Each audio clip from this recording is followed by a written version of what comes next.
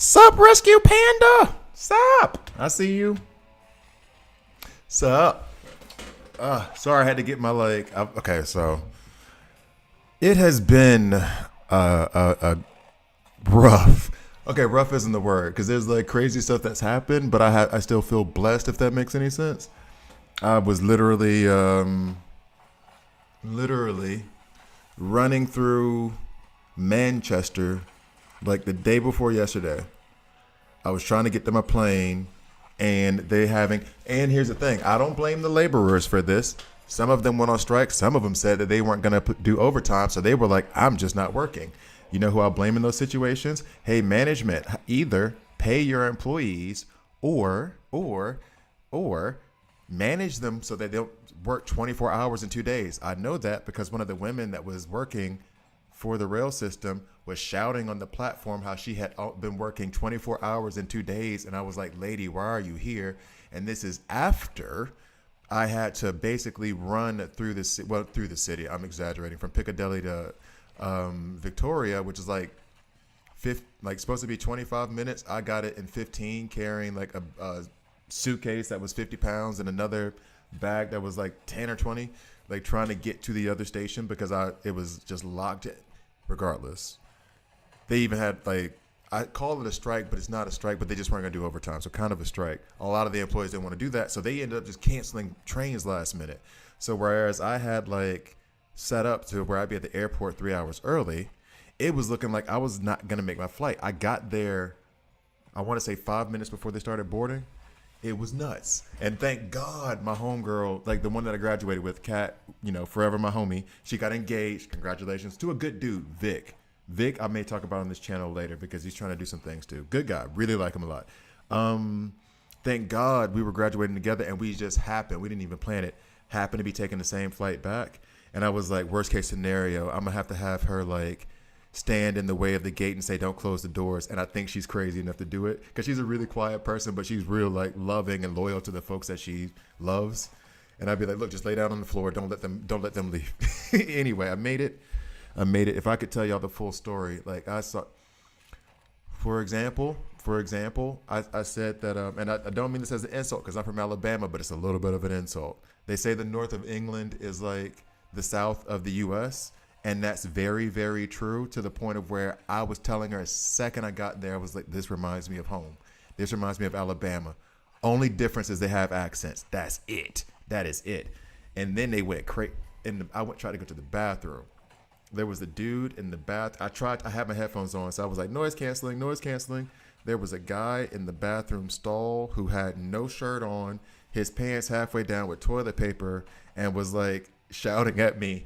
And I didn't know what he was trying to shout at me because I was like, I got noise canceling. I got plausible deniability right now. I walked out and I found a security guard. I was like, yo, there's a dude in the bathroom with no shirt on screaming. And they both looked at each other like, okay, I'm going to get it. It was, Kat. Okay, cool. My own girl, Katrin, family from Croatia, but born in Switzerland. And she's the homie. She's the reason why I got my second master's degree because of, long story I won't get into. This was one of those other things where I think I talk too much sometimes. Not all the time, sometimes. And where I want to try to create extra content where I can just babble. But not necessarily on the stream where people may want some information. But, Rescue Panda, I'm telling you, if I told you the stuff I saw, half of it, not half. No, two of the three things that I would consider to be crazy, I don't feel comfortable saying on YouTube. I wasn't involved in any of it. And the other two things were midday. One of them was at 12 o'clock on my way to a business lunch, and the other was at 4 in the afternoon. So I wasn't even out being crazy. I was too tired to be out being crazy. It was nuts. Whenever I do that extra content stuff, I'll do it. I'm thinking about ways to do that without creating extra burden, but the channel is I'm just starting the channel up now, and I can share this with you guys. Y'all my peoples. Y'all jumped on 12 minutes in and you're already watching. So one of the things is that I'm not getting paid to do this by YouTube right now, and it's a special thanks to you guys that will happen very soon, and I love y'all for it. This is one of the things that if you watch my channel beforehand, I was really big on like, I don't know why the hell y'all listen to me, but I love the fact that you do. I really do love it. And the other part of it was I wanted to build like a community of people who talk to each other. That's why I try to get the Discord. The Discord is back up and running, or at least I'm trying to get it back up and running. I've fixed some things on it and I've recreated the link and everything else. But I absolutely love doing this, and I loved DC Legends. Why it hurt so much when it left was not even about the game. The game was fun, but kind of mediocre at best. The best part about it was like you folks, the A you could find. When I can say like, "What's up, the A? What's up, Rescue Panda Film Watch?" I like I love that aspect of doing this. It's so much fun to me, and so when that game died, that's what hurt. Was that I knew that just from a psychological perspective, it's like a working relationship. A lot of things, like when that common thing happens, you can try to keep up with people, but life gets busy. You got kids, you don't got kids. You're in school, you're studying, you're working or whatever, and so those things fall apart. So I knew that would fall apart. So like that's what hit me, was that I didn't have those connections, and I didn't have those connections to people that I had before in this game that I loved. And it was really people who just love comic books and superhero movies. And guess what? 90% of women you're going to date don't give a damn about that. And I'm being facetious. It's not true. Like, honestly, MCU has just as many female fans as male fans, but they're hard to find for me. Anyway. And so I really, really, really appreciated like the community that built around the game. Not me necessarily, but other stuff. So I do want to do, I'm happy that it's back. I'm happy that I'm actually streaming, because now it's way more interactive to where I'm addicted to it now. That might be a problem. I wanted to do some other way, and I'm trying to come up with ideas to like engage more, but not just through the game. So build like kind of a community, whatever.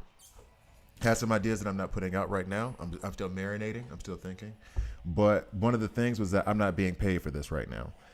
Because my channel is above the 1,000 threshold and, but because I was so inactive for like a year and a half that they like removed my monetization, which is fair. I'm not complaining at all. And then they were like, well, you got to get up to 3,000 watch hours in 365 days. And then we will. And then after that, then we'll start paying again. And I didn't want to mention it because I'm not trying to beg for views or whatever. Watch me if you don't. I mean, and honestly, people don't care anyway. They'll be like, oh, it sucks for you. I'm going to move over to the next dude. But not as of today, but in the next 2 days, given the patterns right now, I'll hit that. And I'm happy about it.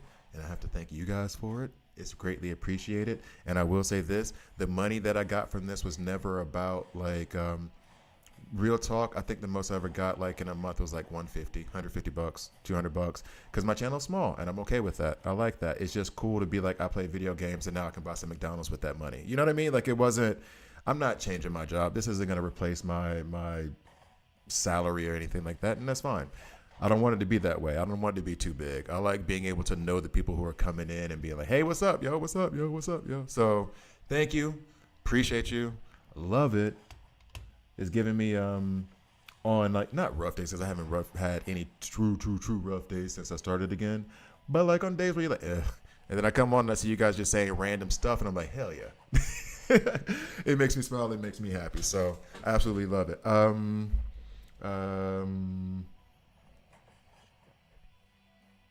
Oh, it's okay. So I'm gonna get to that question. I see you waiting on 4K Blu-ray to see Superman. I don't. Okay, all right. Well, I have YouTube Premium, so that's cool. Watch it on Twitch, watch it on YouTube. I don't give a damn. And like I said, the money itself, it's chump change. It's more like I made it there kind of thing. And if I get $10 for the next 10 months, I don't give a damn. I'm doing this for free anyway. But I appreciate the watching wherever you watch. I don't give a damn. I like the community. The actual like speaking to people and talking about the game and saying, hey, one of the ideas I have is who are the top 10 heroes of all time from Marvel and DC? Who are the top 10 villains? That stuff is better therapy and everything for me and has more value for me than whatever money they're going to give. So unless they start paying me like $2 million a month, which is not going to happen, which is why I can say that number. One of these days I will get my Wonder Woman. Gary, you still don't have your Wonder Woman. Who's the best tank in the game right now? All right. So what we're gonna do is, you know what? I wanted to do a video where I did answer questions to the best of my ability. So what I'm gonna do is, you have a question here. Then Checkmate, you have a question here. I'm gonna try to answer. And guys, I just got mine today. Your Wonder Woman. Hey, how long have you been playing, Rescue?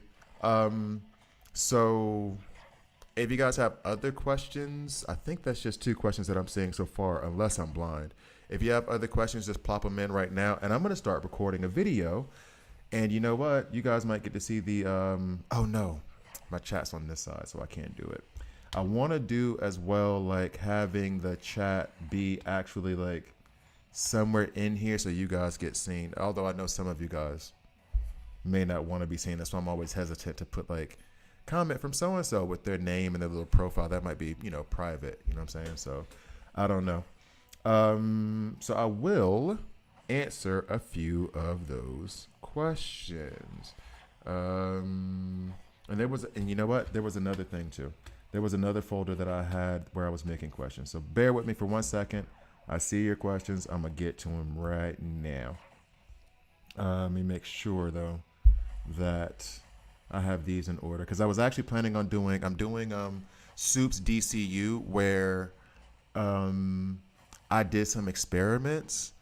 I don't know that he's even as good as Epics. Like, for real.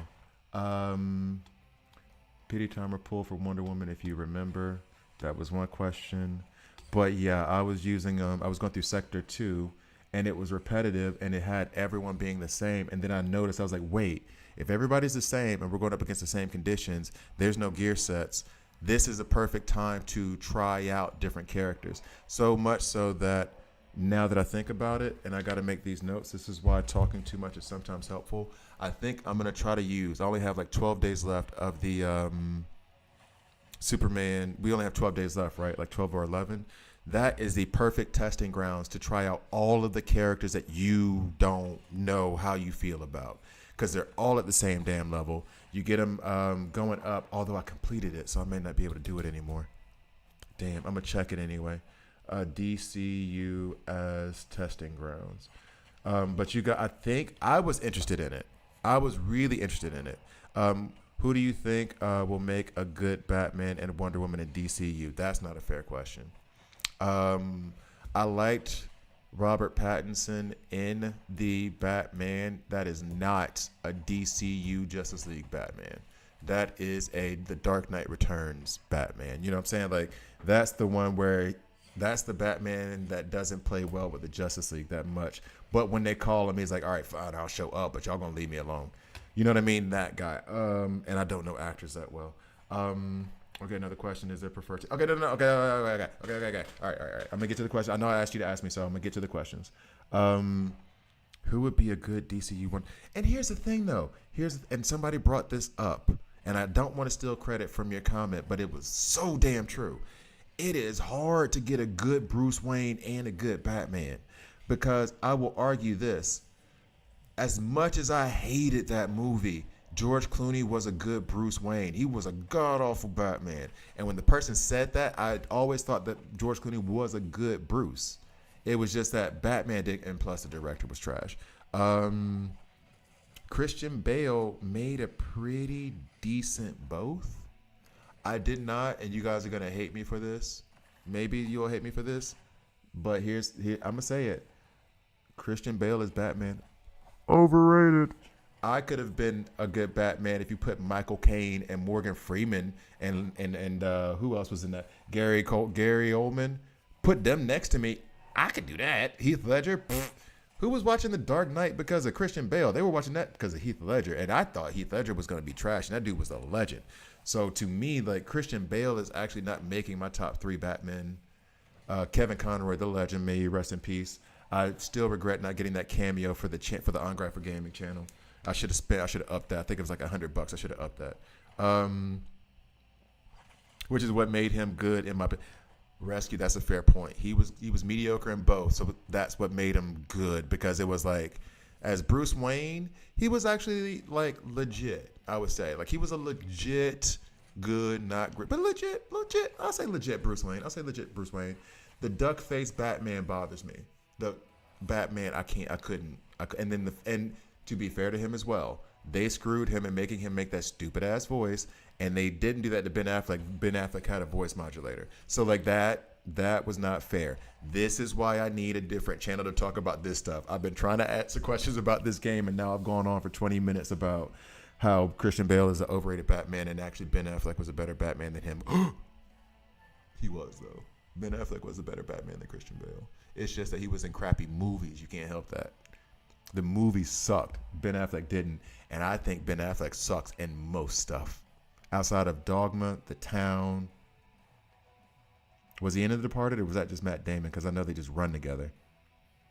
Dogma and The Town are probably the two. And there was another one that began with an A that I never really watched, but I heard was really good. So maybe I'll give him credit for that one. Those were the two movies that I thought he was good in. Everything else might have well been Pearl Harbor. Trash. And I can't believe I watched that movie and didn't get any play off of it. So like, and I think he was a good Batman. I'm sorry, but Batman killing people in the first few scenes just crap. Yeah, but I mean, if you watch that, if you watch the animated, that was the thing too.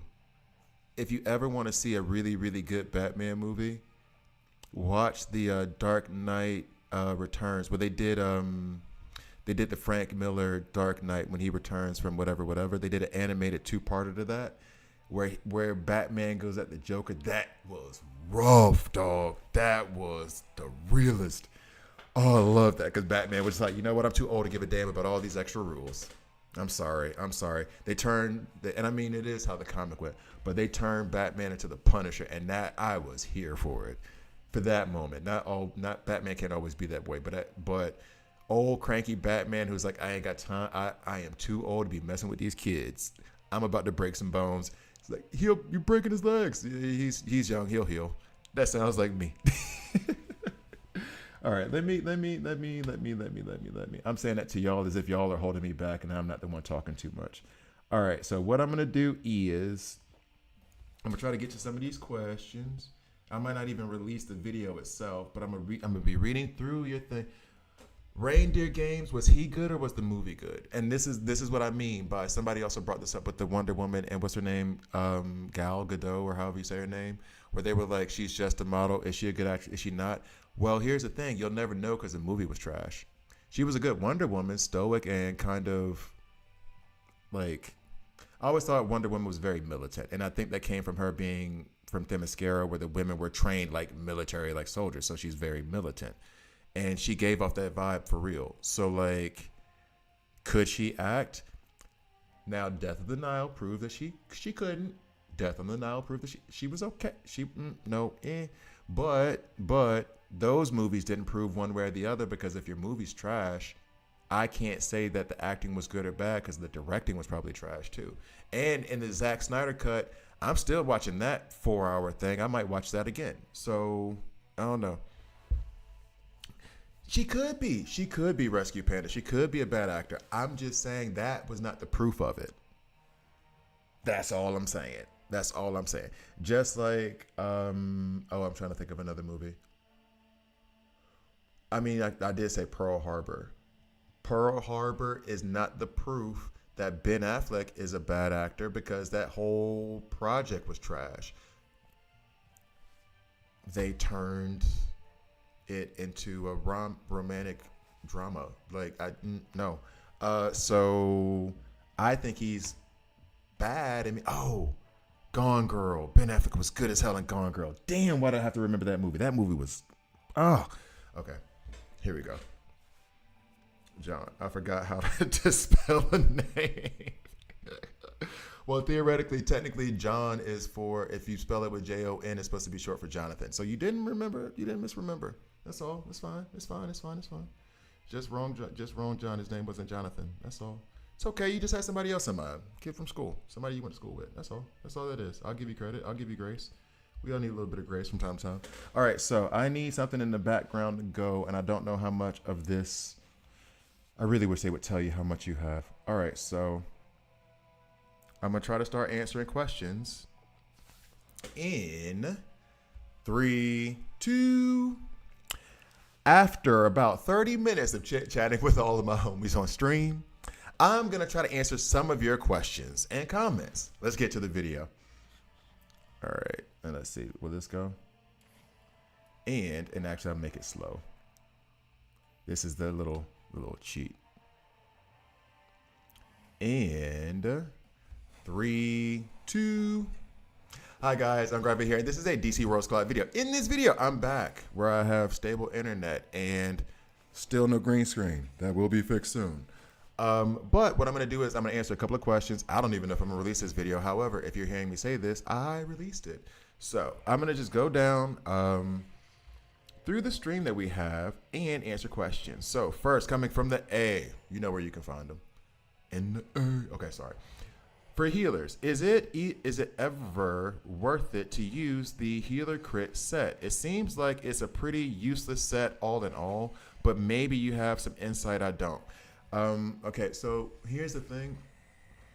I have been trying to use the crit set, and the main problem I have with it is I can't exact the heal crit set. And the main thing I have a problem with is like trying to say that crit sets are worth it or not. However, with the crit sets, they tell you when the damage is a critical hit. So they don't do that for the heals. So it's really hard to keep up, especially if you have it on like Kid Flash where it's just like spinning around really, really fast and the numbers are just going. It's a hard thing to measure. I think it is worth it if the crit, if it's genuinely giving you like a critical heal, if it's really giving you that boost of a heal.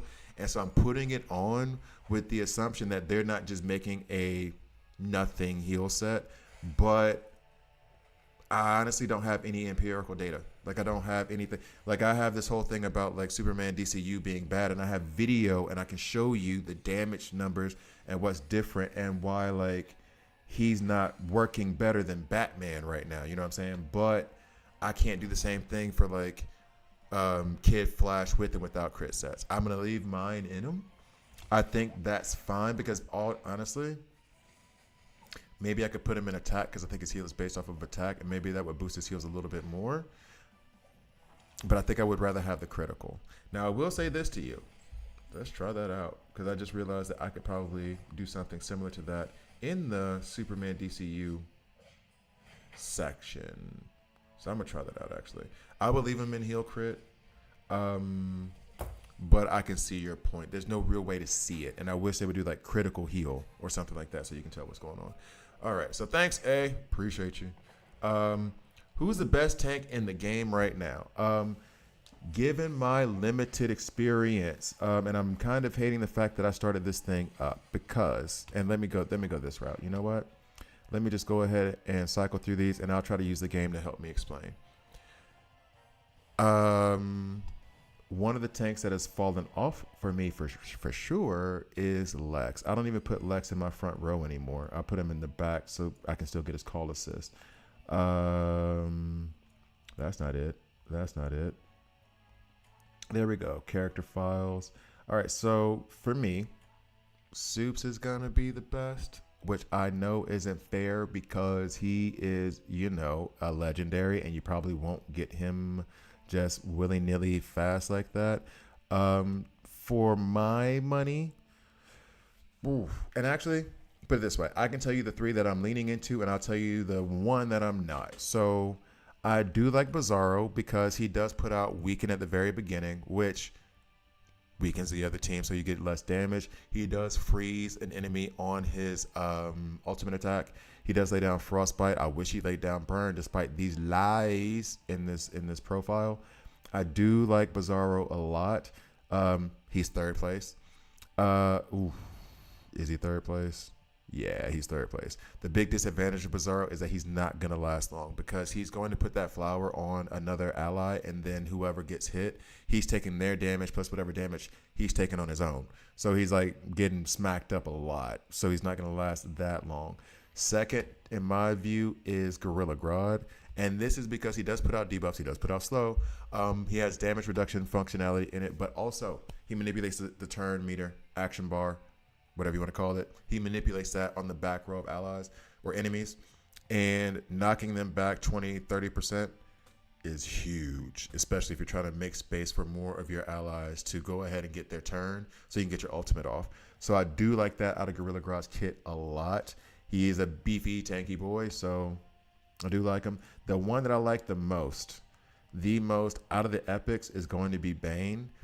Bane is, and this is the thing too about Bane. I've gotten him to the level now of where I can use him more and more. I was hesitant at first to put him there because I felt like it's RNG dependent. And I don't know what it is about Bane and why they want to always make him an RNG dependent like character in all the games he's in, but he is. And so that AoE stun, although RNG dependent, it hits. And when it does, especially when it's multiple characters, like that has gotten me through some stuff in system recovery for real.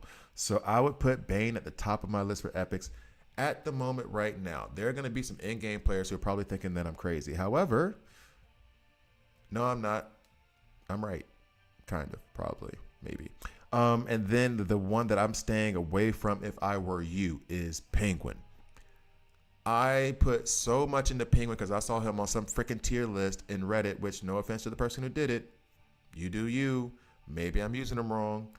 I can't see it. I've tried he is the one of these tanks that I just named. He's the only one that I have rank 8. He is the highest and most powerful, yet those other 3 do a better job of surviving and protecting the team than he does. So yeah. On elites, I will say this.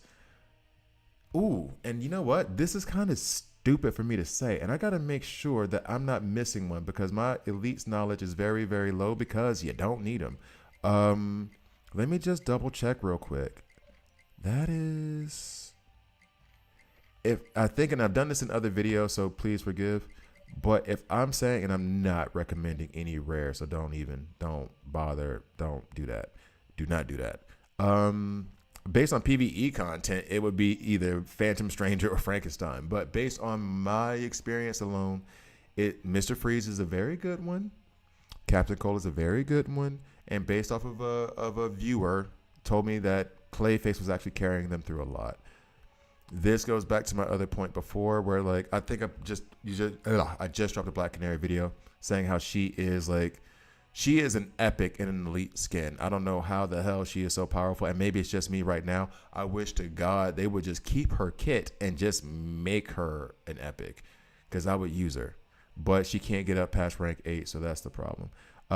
So from elites, Captain Cole, Mr. Freeze get my vote. Then honorable mention goes to Clayface because of what a viewer has told me. So now, I hope that helps. Don't even know where I'm at right now. Oh yeah, checkmate. So I hope that helped you out.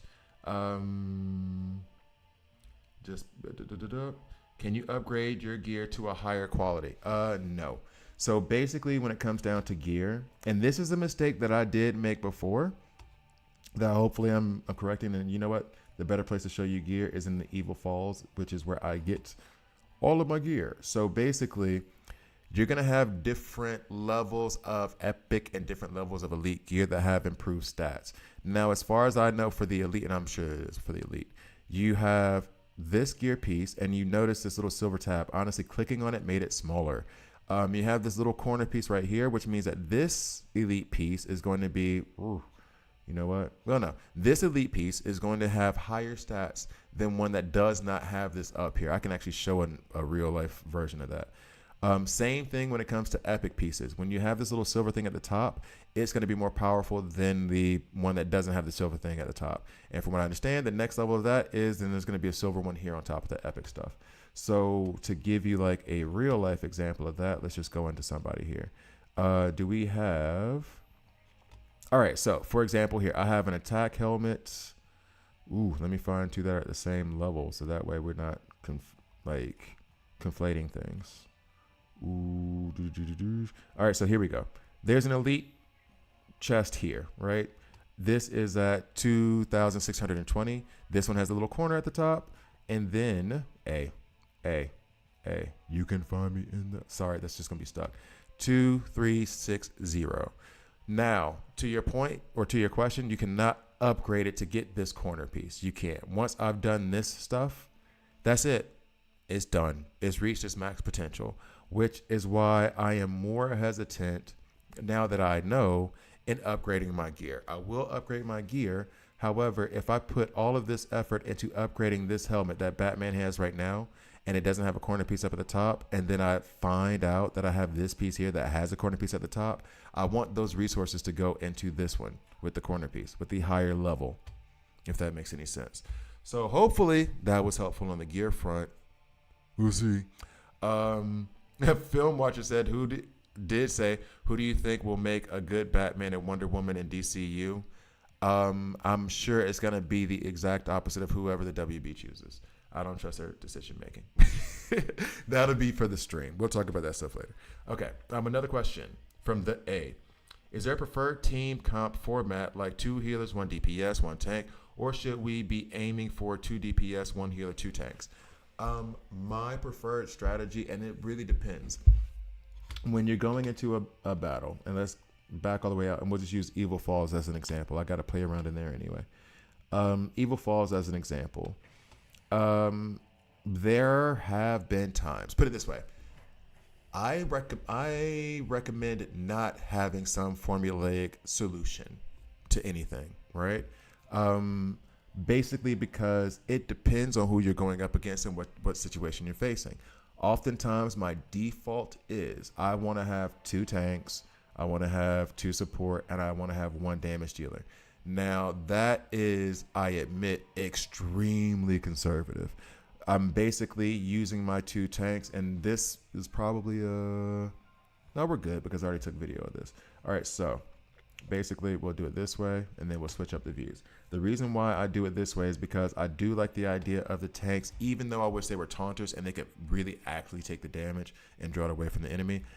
The front row does get targeted first, and usually, I mean, right now on your screen, it's going to be looking like the front right, but front left from the behind view. A lot of times, not always, this gets hard targeted. Then you'll have your other tank here. So depending on what I'm facing, I'm going to plop my better tank in this left, unless that better tank is a better damage dealer, then I'm going to switch him up, right?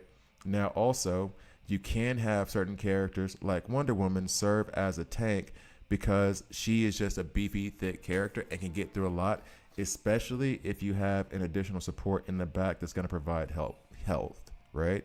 So because I have Wonder Woman, you can't do this with every character. Because I have Wonder Woman, the heals from Kid Flash should do enough to keep her up as a tank.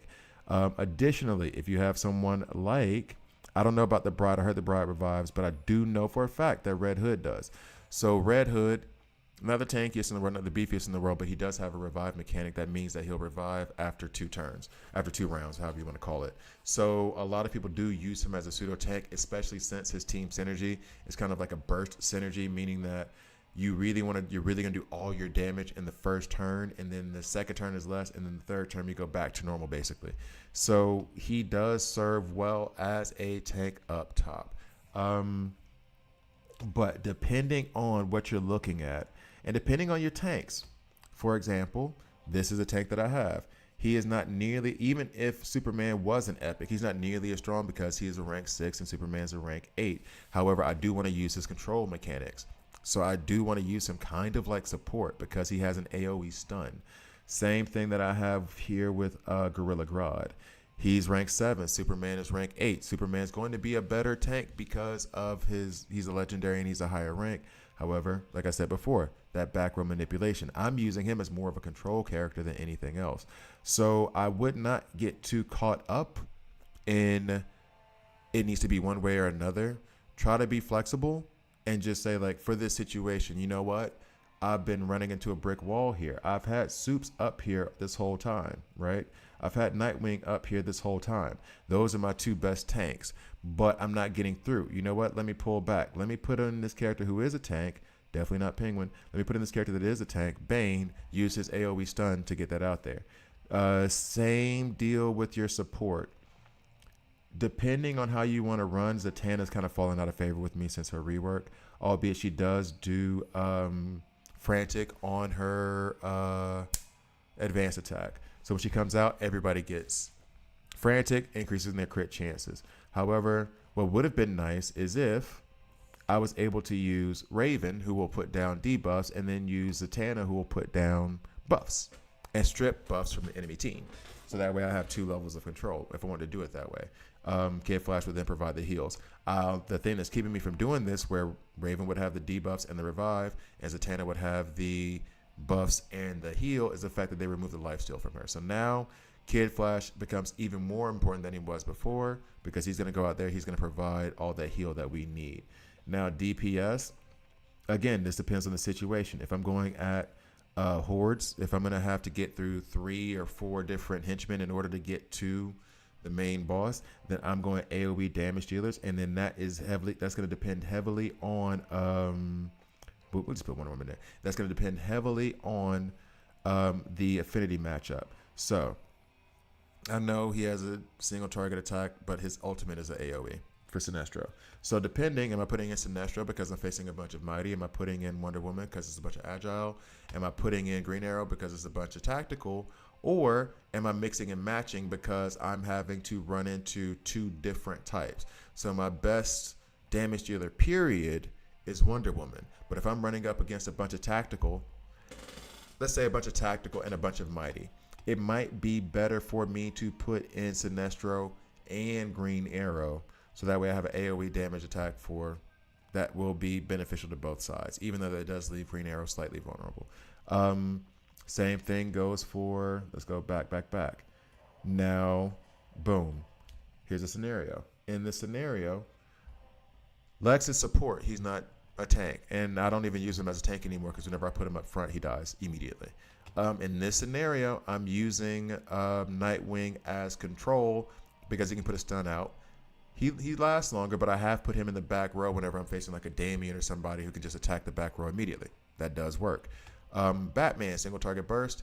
I will put him in over Wonder Woman and Superman DCU. That video is coming later, because he will attack the main boss and cause a lot of damage if it's a mini boss. If we're just going up against that setup in like System Recovery, where you have the big mini boss and then the mini boss, and you're trying to lay some attacks down, and maybe they're an agile, put in Batman because he's going to do a lot more damage in that situation.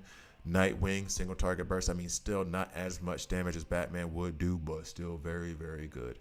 And then maybe put in Lex, because Lex call assist on his advanced and basic attacks. So it's not even the fact that he's doing the damage, it's the fact that he's sending in Nightwing. Well, actually, he would be sending in Batman, because I think Batman has the higher attack of the 2, not counting Superman.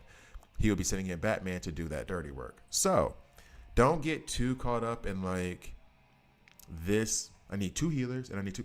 Sometimes me having a healer actually was to my detriment, and I needed to just remove all the healers and then just plop in a tank and 4 DPS and then go at it, and it was cool. So don't get too caught up in that. Try to be a little bit more flexible.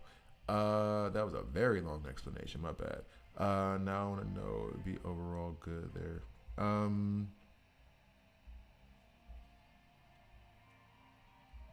All right, and these are the parts that I get edited out while I try to find other questions. The Accountant. Did I watch The Accountant? No. All right. Let's keep going. I think that might be all of them before I have to go to the screenshots. Do I summon for Wonder Woman or New Superman? Ooh. Omar, I see your question. I'm gonna get to that one right now. And coming. Hey, what's up, Atomic? I'll see you. To be fair, Ben was a Dark Knight Returns movie based on the. Yeah, I know, but he did a good job at it. That's all I'm saying. Film Watcher. That's all I'm saying. He did a good job of it. I wish they would have stuck with that. But WB. Also have. I'm not gonna say that. So, and 3, 2. All right, so Omar C has a question that I'm actually about to do a full video on, like right after this. And I recorded a lot of footage so I could like analyze it, because I do, and my old heads, my day ones from DCL days know, when I do arena and stuff like that, in the moment, you don't see nearly as much as when you go through film. And that might be a result of me like playing sports, but like I see more when I am not involved in it. So I did take some footage of Supes DCU versus Wonder Woman versus OG Superman and versus Batman. and quiet as it's kept, he lost to all of them, including Batman, who's an epic in terms of damage dealing. What I ended up doing was, and this will all be in the video that I'm gonna release, like, or maybe release before this. Basically, what I did was I put them all in the same environment and just kept restarting that level. I did it with Supes. I did it with Wonder Woman. I did it with Batman. I switched up from Supes. I was doing it with Supes and Wonder Woman, and then it found out that it wasn't fair because really on Superman DCU's Ultimate Attack, he's only attacking one character. It's a single target attack, whereas Wonder Woman and Superman were doing AoE damage, which was weird because they were still beating him. And before you guys say, oh, but you have your Supes developed and your woman. No. When you're doing the sector stuff to get through to clear in the Superman DCU event, they are giving you tunes that all have the same level in the sense of all the same rank, all the same like actual level, like 200 or whatever, no gear. So that means that they're just naked tunes that are leveled up to that amount. So that's as close as it's going to be in terms of them being on equal footing. He was not doing as much damage to a single target as Wonder Woman was doing to a crowd, which should have been your first red flag. Second, it was close between him and Supes. Third, Batman worked him. Batman got it. So, honestly, I would say, and this is one of those things, I know they do it in other games. I've seen them do it in other games, where they release a new character and then the entire community is like, well, this character's trash. I'm not investing in this. And they don't, it's not even like they complain. They just don't play with them. And they're like, okay, well, if this is what you're going to give us, we don't. And then they come out with a buff later. So I'm not saying they're going to come up with a buff or something. What I am saying is I would still pull for him because he is the one who's available at 100%. And it's going to be harder to get him after the fact. And if they do decide to do a rework or a buff, cool. Wonder Woman is always going to be there to get. Does that make sense? If after this, what I'm saying will probably make you be like, but I don't want to if you're saying this stuff. And I get that 100%. If you want to go for Wonder Woman, by all means, go for it. I promote Wonder Woman. She's amazing. She's absolutely amazing. Those people who said that she was S tier, they were right. But as it stands right now, Superman, unless they give Superman DCU like some kind of buff, he doesn't hold a candle to those three that I named. Oh, and I also made sure that they were all mighty, so that way that whole trait thing wouldn't be affected by the crowds that they were hitting into. So yeah, I'm not. Wonder Woman's got it. Wonder Woman has it, but I'm still gonna pull for the Supes just in case. Just in case they do something, anything. John Good. Have Bane on my second account. Really like him. Yep, Bane is amazing. See you, Gary.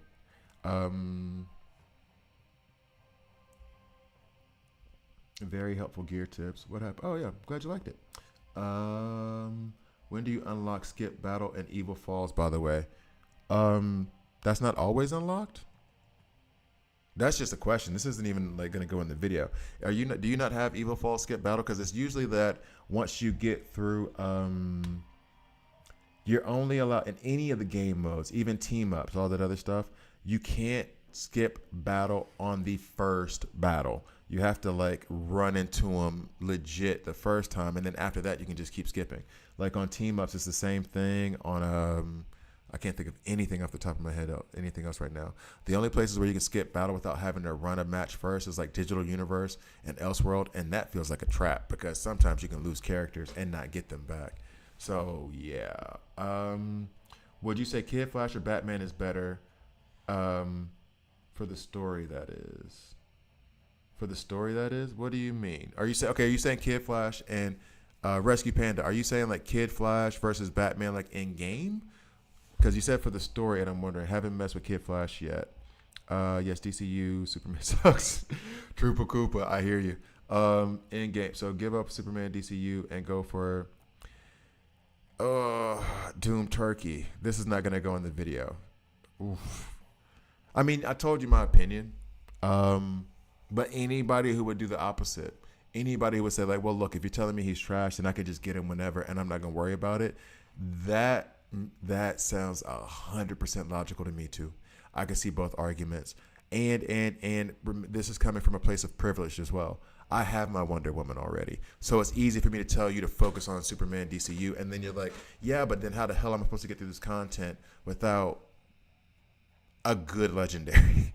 Which is the only way I can phrase it. Like, he's not a good legendary. He's barely a decent epic. So I get that. I do. Damn. Why they do this to us?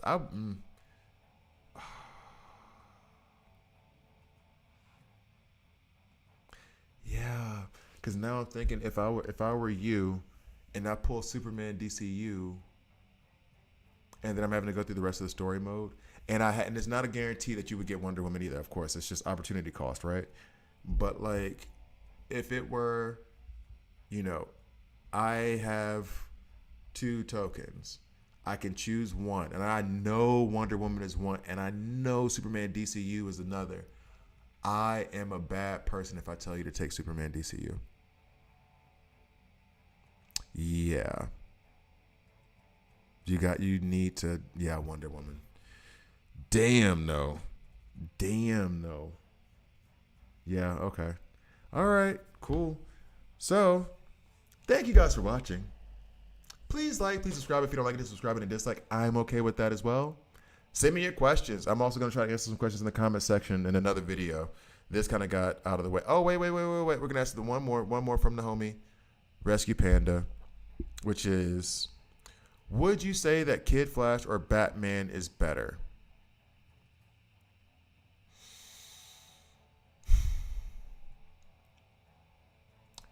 I'm leaning towards Kid Flash because Batman can help you defeat a mini boss. Kid Flash can heal your whole team. Not at the same time, of course, but running him, he has his advanced attack, even though they nerfed it, is still a good-ish heal that he does in his advanced attack, and then his ultimate attack does a really good heal.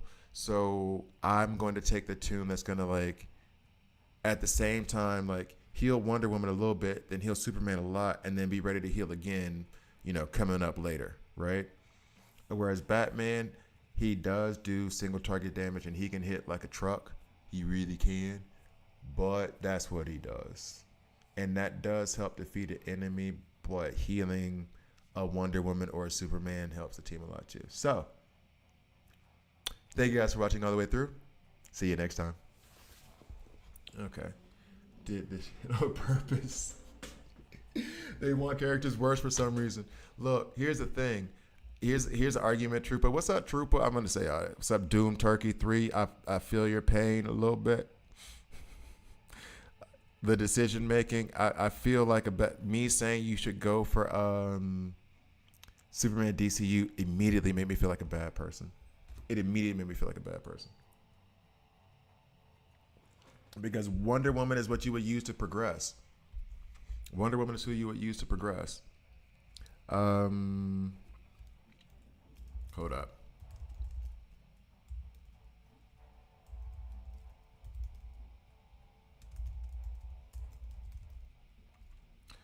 This is me actually having to do work. Right? Some of y'all get to be off from work. Not me. I'm always available. Oh, I wish I had a social life. Anyway, so that's me being funny. Don't feel bad for me. Don't cry for me, Argentina. All right. So, no, I immediately felt bad telling you to keep pursuing Superman DCU. I'm going to keep doing that, but that's because I have my Wonder Woman, and any legendary I get is going to be random as hell. So me just taking a legendary, and I know who it is, I'm okay with. But after doing what I did, and as a matter of fact, let me load up the video because I kind of want to show this immediately because this shocked me. And you know what? I know I'm being dramatic, but I have to be dramatic. I'm on camera. I have one question. Is Bride a good character? I genuinely don't know. I don't have any experience with Bride. I haven't even played with Bride in Elseworld. Is Bride in Elseworld? To those in-game players who are running around in the chats and the streams, please let me know. Is Bride good, bad, whatever? Give me a shout for the homie A2ML I'm gonna say that's the Roman numeral 2. So for the homegirl, homette, do we know if the limited recruitment will keep pity towards the next limited if you don't get the legendary before it rotates, like with other gacha games?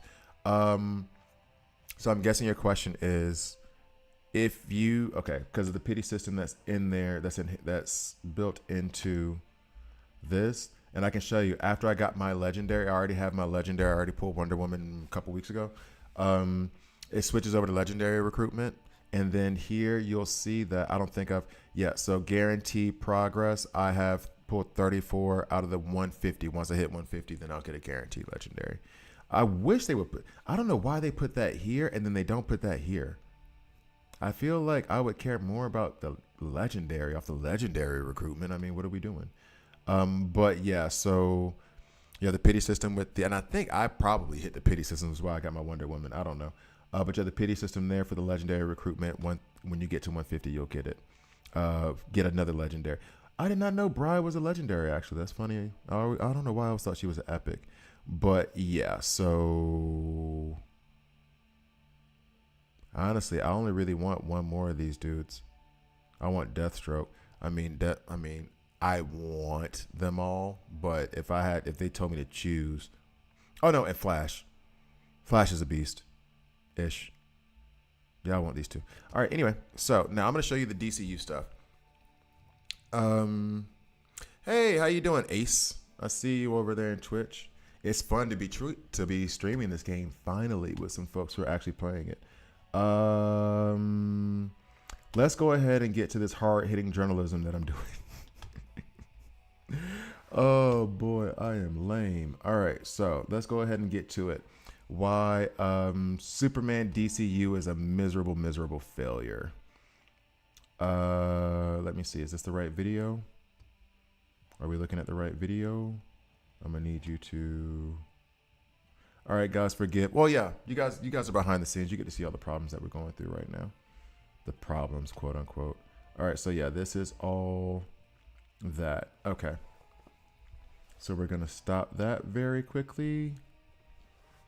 The featured. Sorry, wrong word. Yeah, no worries, Jack. No worries, Jack. Good morning, Robert. I left that league. Are you still? Yep.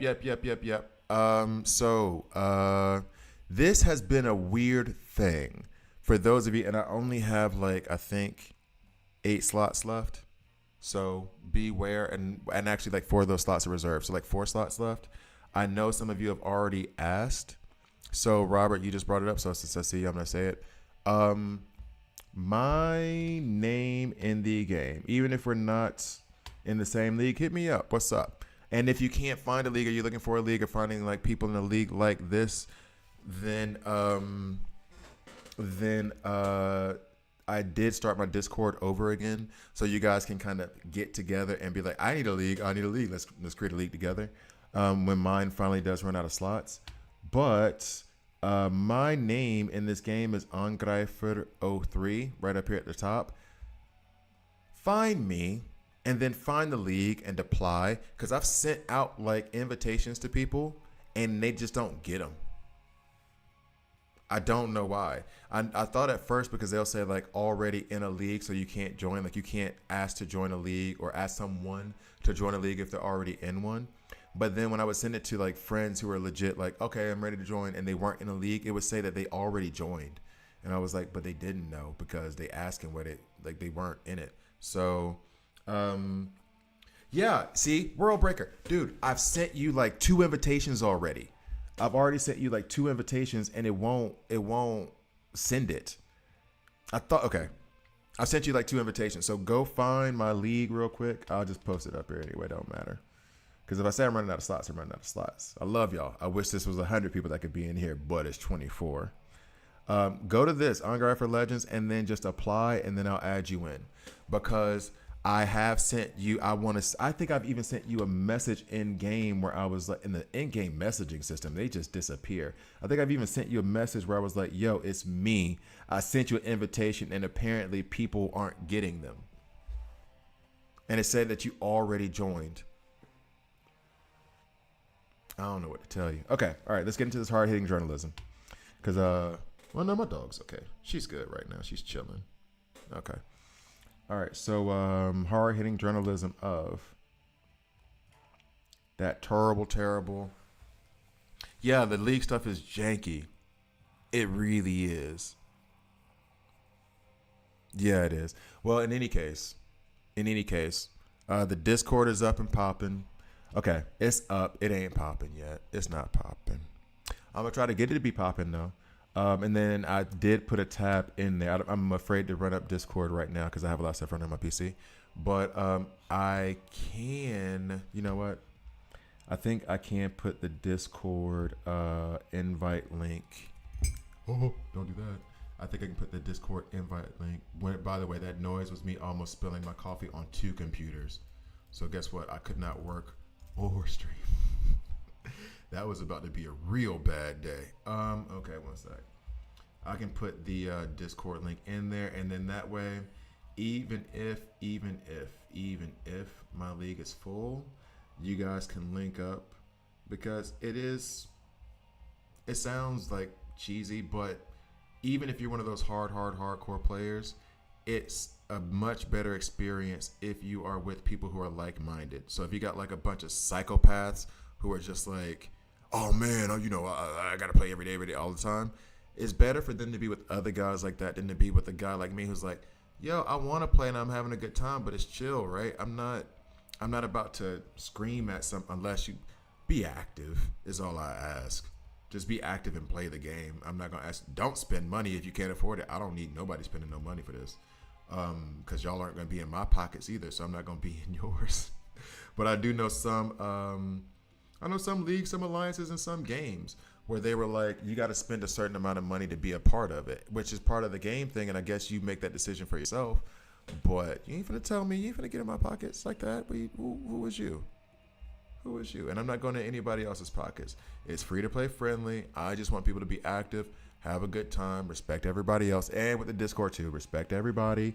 If y'all want to disagree about movies and stuff, there's a way to do that respectfully. I know y'all know better. And y'all have all been cool in the chat so far. So I'm putting out that like warning, but I don't think anybody over here on my side is like twisted like that. Is there a different leaderboard for certain people that started on global release? I noticed you and some others have a crazy combat power, but on my bulletin, top 3 are all under 1 million. This is from Ace. This might be running under different servers. So I know that with a lot of games, you can be in whatever league and whatever friends, but then when it comes to like arena, elite arenas, leaderboards and stuff like that, certain things that aren't like global leaderboards and stuff, they separate out the servers. So like, for example, if 10 million people are playing, you cannot have 10 million people in one arena. Nobody would play it. Now, I'm not sure. It's like, when I say servers, I just mean it's like a subdivision. I don't think they have an individual server for each. Well, no, they might do, actually, now I think about it. Anyway, so then they just divide up people and be like 5,000, 5,000, 5,000. And what date did they join? What time did they join? And in that way, it kind of puts you guys all on the same level. So that way you're kind of like sticking in groups. And then sometimes they'll shift it, I guess. I guess is where the seasons come in. They'll shift it based on whether you were a grandmaster, whether you were just a master, whatever. Let's go into this real quick. But even that is divided. So like, I'm a grandmaster right now. Okay, cool. Let's say that there are 20,000 grandmasters. Okay, cool. Now we're going to have 4 arena leagues of grandmaster 2. Because if they had, depending on the popularity of the game, even if the game only had like 100,000 players, do you know how discouraging it would be for you to be in there trying to climb up an arena league like board that was 100,000 folks? That's be insane. So yeah. Yeah, exactly, Robert. That's what we're talking about. That's all we want. Good time, conversation, debate on what the worst superhero movie of all time was. Debate on the best superhero movie of all time, which I did say I want to do additional content centered around that kind of stuff, and we're not going to do that here, but I will ask everybody in there right now and just put it out, like just no comment at all, just like with commas in between. If you had to pick 3 superhero movies, best superhero movies of all time, what would they be? Drop them in the drop them right now in the chat. This is not going on the YouTube. This is for the streamers. I want to know what you guys say because I know I'll be fighting, folks. All right. Anyway, so I hope that helped you out with the leaderboard situation. Now to this hard-hitting journalism, the investigation into Superman. If I were better prepared, I would have a little fedora ready to go. Just like I've written a book written books. I'm actually writing my 3rd volume right now for Bruce Howard. It was a Private Eye. And he had to wear a fedora with a trench coat. So if I was really doing my investigative journalism thing, I look straight up like Superman out of a 1980s comic. Clark Kent. Anyway, let's get over here to BlueStacks. So we're going to go ahead and record, start to get this popping off. Ugh. All right. Dog, did you really just say Blank Man and Meteor Man? I love you. Oh, you hit me in my nostalgia, man. Damn, Blank Man. Are you kidding me right now? Blank Man. Oh my God, that hit me in my chest. I can't even record no more. I quit streaming forever. That was amazing. That's oh my God.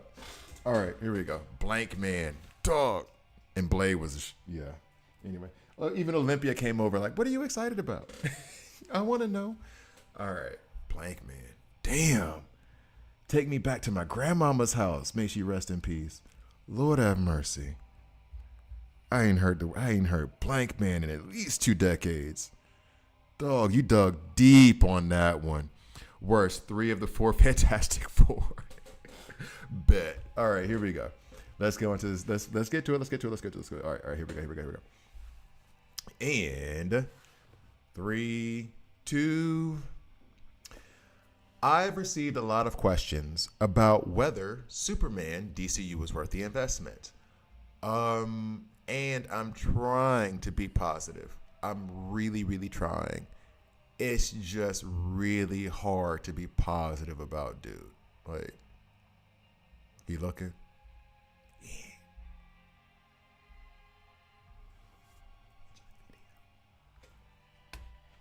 All right.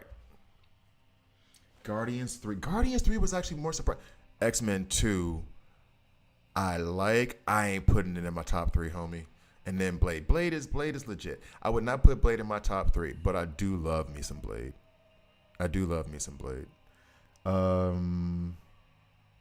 Dark Horse, The Crow, by the way, but I'm not going to put that in my top 3. The ones that I thought of first were, what was it? Captain America Civil War, because Robert Downey Jr. delivers the best line of all time. And it was the only one where I could give my ex, who does not care about superhero movies, and she likes the politics of superhero movies. That's why she likes Civil War versus the actual action. The only action scene I've ever seen her care about outside of like Game of Thrones was when Iron Man was going at Winter Soldier. And the thing is that you cannot get mad at Iron Man because all dude said was he killed my mom. That's all you gotta say. I don't give a damn if it was intentional or not. That one, Spider-Man 2, because of Aunt May's speech. That was it for me.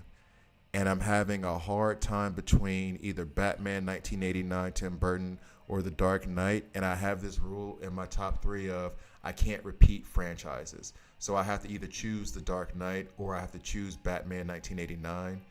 Batman 1989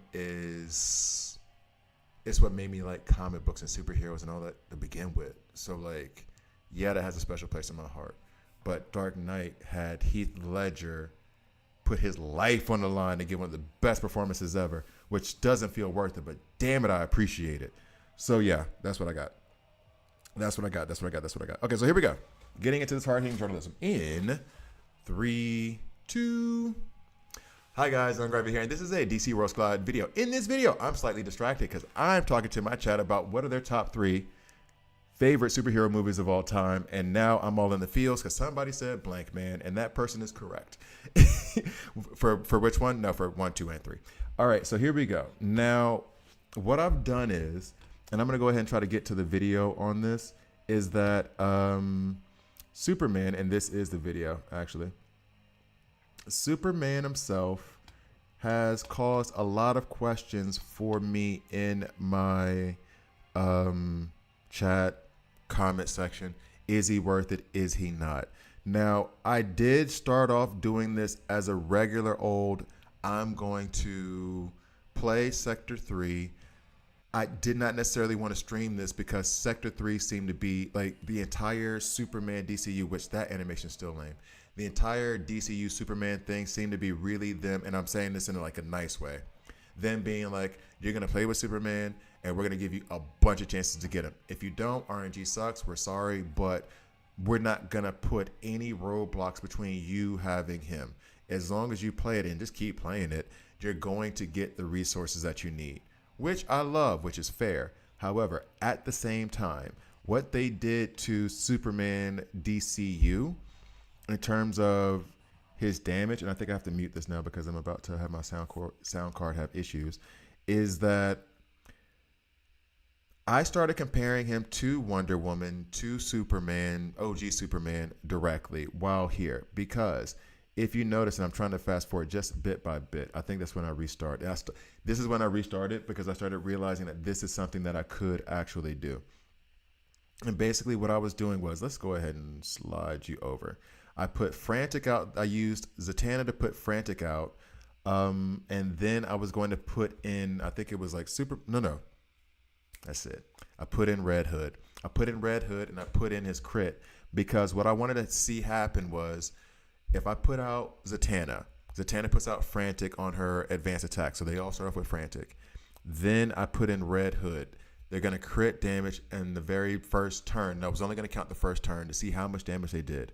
I did run into one issue because off rip, Wonder Woman has higher attack than Superman, and Zatanna's advanced attack puts double the amount of Frantic on the character with the highest attack. So I would have to remove them later. Let's go ahead and get to it. So you see me move Superman over here, and then we go for it to try to see how much damage we were going to do. And I wonder if I can use this. Please tell me I can use this. This would make it so much easier. Nope. It's not letting me do it. Ooh, I may have to do this a different way. Let me see. Because I want to be able to go back and forth. Check. May have to do it this way. Which is also how we got Harley Quinn. Yo, you know what? Because I'm about to cut this part out. Because I think I need to put the video in VLC as opposed to putting it in OBS. So that way I can go back and forth on it. You just brought up a point, homie. We got Harley Quinn because of Batman 1989.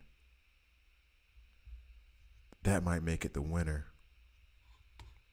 And I love The Dark Knight, but oh man, those facts just hit me. Yeah. You might have won the argument on that one, dog. You might have won the argument on that one. Let me see. Let me move this over because I'm not gonna be able to manipulate things the way I want to if I don't do it this way. Yep, there's a Superman thing. All right. So, sorry guys, you're going to see behind the scenes one more time as I add a window capture here on OBS. Let's duplicate this. All right, so add window capture, titled it Media VLC. Okay. And then the window we're going to capture is this. All right. Now you guys get to see the ugly truth. Tell the truth. Tell the truth. I will tell the truth, Will Smith. You were a bad actor in that movie. Okay. So.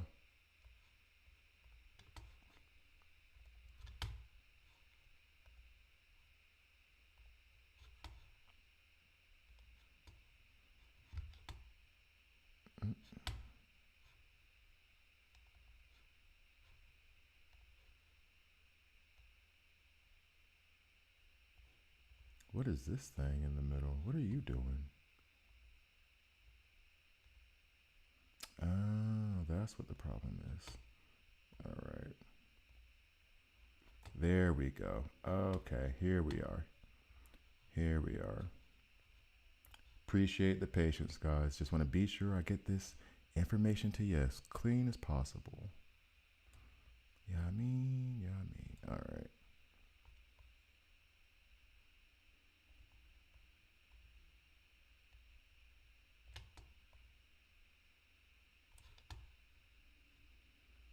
Bet and bet. All right. So, rewinding in.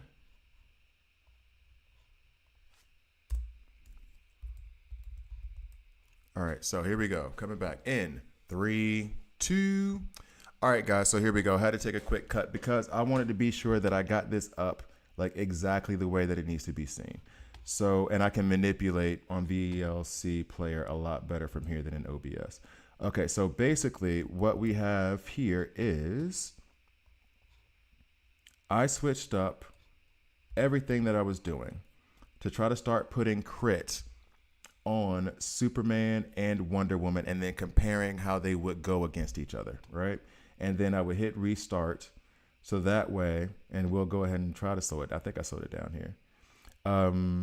So that way I could see the damage that was being done and then compare it. At first it was how many enemies are they taking out? And then I realized that I was being slightly unfair to Superman DCU because one, as you saw, can't tell the numbers, she wiped everybody out, okay? The problem with that comparison is that Superman DCU does not do AoE damage. What he does do is single target damage. So if he's doing single target damage, comparing him to Wonder Woman isn't necessarily fair. However, here's the other problem with that assumption is that if she can take out 4 with one shot and you can't take out 1 with one shot, don't we kind of have a problem? I had to come in here and replace Wonder Woman with Raven because, as I was saying before, Zatanna has it on her kit where she's going to give you frantic on her advanced attack as soon as she comes out. So that means that you're getting an additional 10% of crit chance for every one frantic. Now she's going to give double that to the attacker with the highest, to the ally with the highest attack. So I had to remove Wonder Woman to be sure that he would get the frantic. And guess what happened? Red Hood got it. Red Hood ended up getting more attack off of this, got more frantic because his attack power is higher than Superman DCU. He's an epic, guys. Superman DCU is supposed to be a legendary, right? He's supposed to be, I'm looking at the chat to be sure that I'm not, he's supposed to be legendary, right?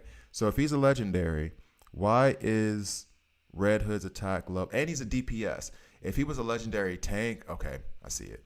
Legendary support, I see it.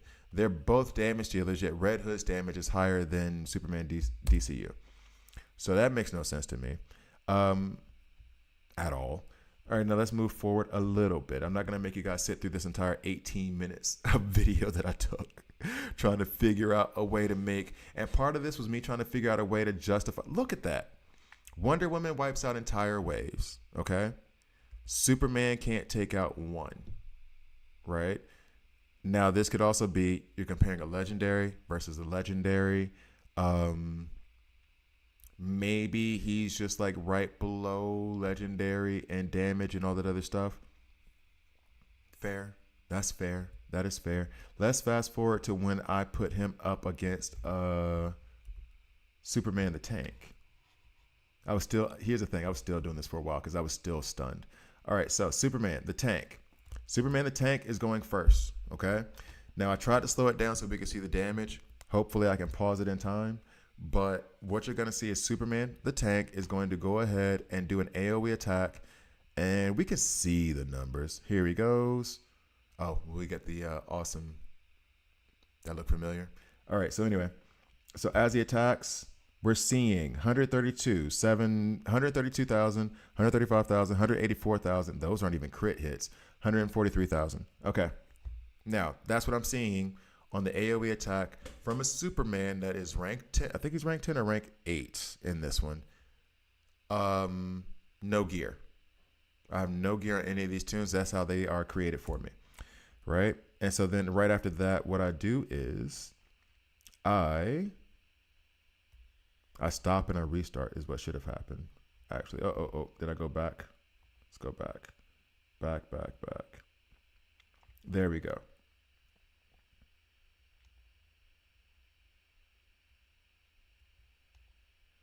Do you see the damage he does here?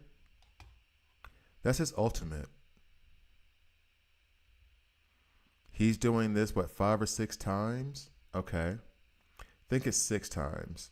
He's doing 30,000 6 times. Okay. That's 180,000 damage on a single target. Superman, OG Superman, was hitting between 130 and 150. I think we even saw 180 at one point on an AoE attack. Tell me what I'm missing. I will happily be wrong right now because I'm still going to use my super encrypted tokens to try to pull him up. And when you say like frantic, all that other stuff, Zatanna's been removed for a very specific reason. I did not trust him to crit. I couldn't run him with Red Hood or Wonder Woman and have him crit because their attack was higher. So they were going to take the frantic away from him. So let's just strip the frantic away as an entire like factor and only worry about the crit damage and the crit chance that Red Hood is going to give. And what do we see? As a single target damage dealing legendary, he can't beat a AoE tank. Like, uh-oh. Stop it. All right, so I'm sorry, that's not acceptable. I hate to put it that way. Like I feel like I'm scolding somebody that doesn't need to be scolded. Like, I mean, it's fun. It's a fun game. We're supposed to have fun. However, someone asked in the chat, and it wasn't on this video. I think it was on a previous one, or one that I'm about to release. Superman DCU or Wonder Woman. And I said Superman DCU only because there's a guarantee on them and you never know if you're going to be able to get them again. And then I immediately felt like a bad person because I was like, I should not be recommending this stuff to you because right now I'm coming from a place of privilege where I have my Wonder Woman, you don't. And so me telling you not to go get Wonder Woman, who is the best, oh, by the way, and this is where it really got really real. But telling you to do something when I already have that privilege is insane. It's like whenever some YouTuber with 5 million subscribers is like, well, quit your job and just chase your dream. Dude, we got bills over here. I can't just quit YouTube and quit my job and then start working on YouTube at $10 an hour. No. So like me saying that you should focus on Superman DCU is actually mea culpa. I shouldn't have done that. Wonder Woman is better. If you have her as a guaranteed, you'll progress through the game faster if you get her. And then Superman DCU will eventually be put in that pool. Get him eventually. In fact, if it's him versus Batman, get him eventually. Okay? Because I was so, and this is where you'll see, I was so shocked. I was like I was going through their kits multiple times in the game mode, trying to find something that I missed. I was like, there's no way that this is what's really happening right now. Batman's about to get put in, and I think I went to the Batman synergy, yeah, where they were gonna get 12% extra damage, which might have been a disadvantage to Superman DCU. However, Batman's an epic. What are we really doing? Okay, so now we're gonna get Batman popping off here in a minute. Let's go ahead. Oh, there he is. And then he hits him with the wop wop. Boom. Okay, so we see 94, 248 on one of them. He does more than one attack though. So we're looking at 96, 96, 94.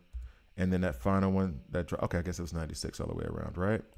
And then what you should see next is me doing this with Supes. Put him in the same position so he makes the same attack. Now, to be fair, that might have been a 12% increase due to Batman's team synergy. So let's knock it down by like a full 10. That's not even 12%, but let's say it's 85,000, right? 85,000 on 4 attacks. Okay? That seem fair? All right. So that means we're looking at about 320, right? Right. All right. So now there. Oh, there's a 41. We see a 41. We see we see a 199. Where is that 199 coming from? I like that one. Then I see another 42 and I see another 28. We see that 199 there, right? So apparently he did solid damage and took out Nightwing. Okay. I like what I'm seeing there. I like what I'm seeing there. Let's keep it pushing. Oh, back. Back. All right, so now we got the next level with Red Hood. So far, and I still feel comfortable saying this, before I was going to say that Batman is actually better than, we're seeing 20, 28, 20. Okay, so maybe that other one was an illusion because that 28 is actually a heal that's going to Supes. The 20, 20, 20, 20, twin. Wow. Yeah, that's all I'm seeing. So if it's just 20s times 6, 120, that can't be right? But look, half the bar gone from Grodd. But so then we move forward with Bats. You see me. I'm still like stunned. Like, and look at how much. Okay. The other part, the attack. Now, again, I said the reason why I did it this way was because it was very, very much the case that I was like, let me check the attack on them straight up. They don't have any gear. They're all mighty. Or mighty trait. Let me just be all the way about it. 47,998 on Batman at that level. And for Supes, I believe it was 45,000. Supes DCU, it was 45,000. I think I'm about to touch it again right there just to be out. Yeah. 44,000 on his attack. Okay. Now, again, I did and here's the other part of it too. Sorry. The team synergy for Batman being the single burst damage actually should apply to Supes DCU because of the single burst damage. So the reduction I was trying to give him for that doesn't even apply. I'm trying so hard to find a way to say that he's good that I'm making up bad math in my head. So here comes his ultimate. I see a 99. I do see a 99. I see a 20, 20, 20, 20, and then a 99. So let's say that's 190. You got 5 120s and then a 99. Okay, 120, 190. Batman did 180. We could give him 190. We can give him 170. However, he's an epic, and his attack power is higher than Supes DCU, and they at the same level. Now, I will say this. His attack power is also higher than Wonder Woman and Superman's. However, Wonder Woman and Superman are AoE damage dealer who hits like a truck in Wonder Woman and a tank in Superman. So like overall, I'm not trying to be negative about it, but I gotta be real. I do not feel like Superman DCU is a character you should invest in. And that feels like I am literally calling the cops on a party. Like, that does not feel good to say because it's supposed to be like part of the celebration. I heard the movie was really good. No spoilers. I just heard it was good. I haven't seen it yet. Don't you spoil it. Don't you spoil it. I will disable the comments. But yeah, I don't want to say it, but it just from what I'm seeing, I would rather have Batman. I would rather have OG Superman. I'd rather have Wonder Woman. And that's just sticking on the side of the mighty, not the mighty damage dealers because OG Superman's a tank. So, thank you guys for watching. Please like, please subscribe. If you don't like it, subscribe and a dislike. I'm okay with that as well. See you guys next time. Stop recording. Okay, cool. Wait, let me see. Then only give me villains right now. Apparently Superman will have to wait. Yeah, it's not Superman can only do single target damage. Yeah, that was the thing too. I literally, especially when I saw like the whirling tornado thing, I just assumed, what's up, Smooth Oliver, by the way? Oh, Miguel, ¿cómo estás? Cause, and I'm assuming it's a como estas because it says Miguel Perez. You may not even speak Spanish. I apologize. That's me being American. Um, so how did '89 Batman give us Harley Quinn? She was created by. Okay, yeah. Okay, sorry.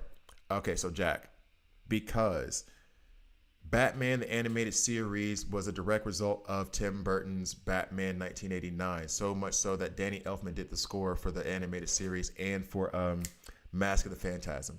Like they were like linked. They basically rolled them out together. And the funny part is that they did not expect Batman animated series to have any success. They just thought like, oh, cartoon going out with the movie. We'll get a couple kids, sell a few toys. They did not think it was going to be what it ended up being. So it literally launched. Kevin Conroy is the true Batman to me. I don't give a damn what nobody says. Mark Hamill is the true Joker to me over Heath Ledger, to be real with you. So yeah, that's how. I don't know if somebody else explained it to you. I just saw the comment and I had to rush to the defense of that movie. I'm so in my feels. I'm a simp for Batman 1989. Batman animated series. Hey Harley Quinn. The paid crazy. Smooth operator. Harley Quinn making crazy sexy is probably the reason why I'm divorced. That's crazy. Okay, I'm being funny. Although she is crazy. So yeah. Yeah, the Luther animation I like a lot. Superman can only do single top. Yep, we already went there. Amazon's DCU Supes has low attack stat than all epic DPS except for Kaz. That is insane. Okay, I gotta say what Kaz said. Kaz, if you guys didn't see, DCU Supes has lower attack stat than all epic DPS except for Robin and Superboy. That is dumb. Yo. And I'm saying this a lot of times too, just because people who will watch the stream later on and I'm just making comments about what you guys are saying don't see your comments. So just that's kind of part of the reason why I want to put it up, because I know some people just watch it as background noise while they vacuum or whatever. All right. Already. Yeah, that's what I'm talking about. Already at 30. Let's go. Guys. I'm saying, yes, give likes. I appreciate all of you. If y'all have seen like the beginning of this video where I was like basically thanking everybody for just being around. Absolutely love this. Just a quick question. When do the mercenary hires reset? It resets once a week. So like for me, that is 2 a.m. Swiss time. And so I think that is going to be rewind 6 hours. It's going to be 8 o'clock EST. New York Eastern Standard Time. So yeah, from there, 7 o'clock Central, my time zone. Shout out 334. Yeah, Jack, he's got to get buffed at some point. Here's the thing: you cannot have a Superman DCU come out. But here's the thing, though, too, Jack. Like, and I don't know how to even like interpret this. They knew, though. It's their game. It's not like somebody pulled me in and asked me to do a Superman DCU, and they were like, "What attacks you to have?" And I'm like, "Yo, like 45,000 is a big number." Like without having a basis of comparison, they knew what the basis of comparison was. And truth be told, it sounds stupid, but if you're doing a global release for a game that is coincidentally, I think, in line with the release of a movie, he had. And I know it sucks for me to say it, but it's the truth if you're talking about marketing. He has to be OP. Like he has to, and then they got this goofy ass looking Guy Gardner, which this is hard to not make him look goofy. Like he has to be OP, right? You can't have people like he's on the dadgum icon when you go to the thing for all of the DC games right now because of the marketing or whatever. But if people are going to be here for the like, oh, I was just watching the Superman movie. Oh, maybe there's a Superman game, and they just start messing around, which does happen a lot. And then they get Superman. Superman's trash. That Superman is, because that's the one that you're guaranteed to get. Like that. I don't know. And they knew. They had to have known that that's what they were doing. It's their game. I could understand like not being as strong as Wonder Woman or whatever. I do not understand not being as strong as Batman. However, this also makes me think that they put Batman as a legendary in an epic skin just to make him more attainable for people. I'm kind of like rewinding on that thought process of did they screw us with Batman, because I was starting to wonder maybe they were like, no, he's epic. We're gonna make him easy to get, but he's like a legendary deep down. Maybe that was the idea. So, oh, and by the way, I did see the video that they were releasing for the Justice Gang or whatever they're calling it. Um, I like it. It's kind of like WB Kids circa 2002 in their animation, their CGI for the trailer that got released for it, which I'm here for. I like the animation in this game anyway. It's kind of fun. It reminds me of The Incredibles. But yeah, they better be good. All right, so I think I have one more, and I think the little princess over there. My daughter's the diva. Olympia's the princess. Okay. She's spoiled. She has to have multiple pillows in order to go to sleep. And don't forget to put the blanket over her. You know what I mean? Anyway, so I did have one more video that I wanted to get to that I recorded this morning. And then somebody was asking me about some stuff in the shops that I kind of wanted to get to. I didn't know if I'd get a chance to do it today.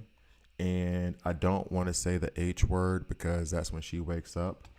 So I'm just saying, I'm looking at this video right now to see if it is what I thought it was. Yeah, this is Ultraman. So I wanted to cover Ultraman real quick, like, because I did not go over his guide, or I did, and then I accidentally deleted the video. So what we're gonna do real quick is a guide on Ultraman.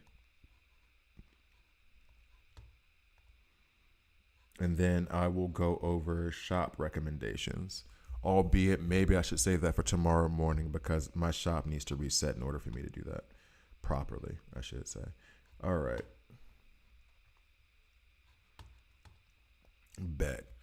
Okay, so the animation reminds you of the Batman. It only reminds me of the Batman cartoon if you're talking about the Batman Superman cartoon that came out in 1998 on WB Kids. It reminds me of that Batman cartoon. It's like a cross between Johnny Bravo, no, just straight up Johnny Bravo, and then a comic book. I can see that. I can see that too. But it does remind me of, like, if you take Mr. Incredible from The Incredibles, that's what they look like. And if you look at their faces and how it's textured, it really does remind me of that. Anyway, especially the Flash when he does that scream yell thing before he takes off on his ultimate, it really reminds me of that. Just like a little twist on the elasticity of the skin. Anyway, sorry. What was the older DC game that died? DC Legends. That's where I'm from. Loved Ultraman in that game. Did you not? He was good. He got good towards the end. Okay, so here we go. DC Legends. That's where I'm from. That's my origin story. Actually, let me check this. Sorry, just tuning in, teaching. Ardrick, are you coming from? So, did you already pull your Superman DCU? Because I'm just not reading on the Twitch side. My bad. I'm thinking of going at him because I've been more and more impressed with him in Save Metropolis stages. Obviously, I'll get Wonder Woman 2.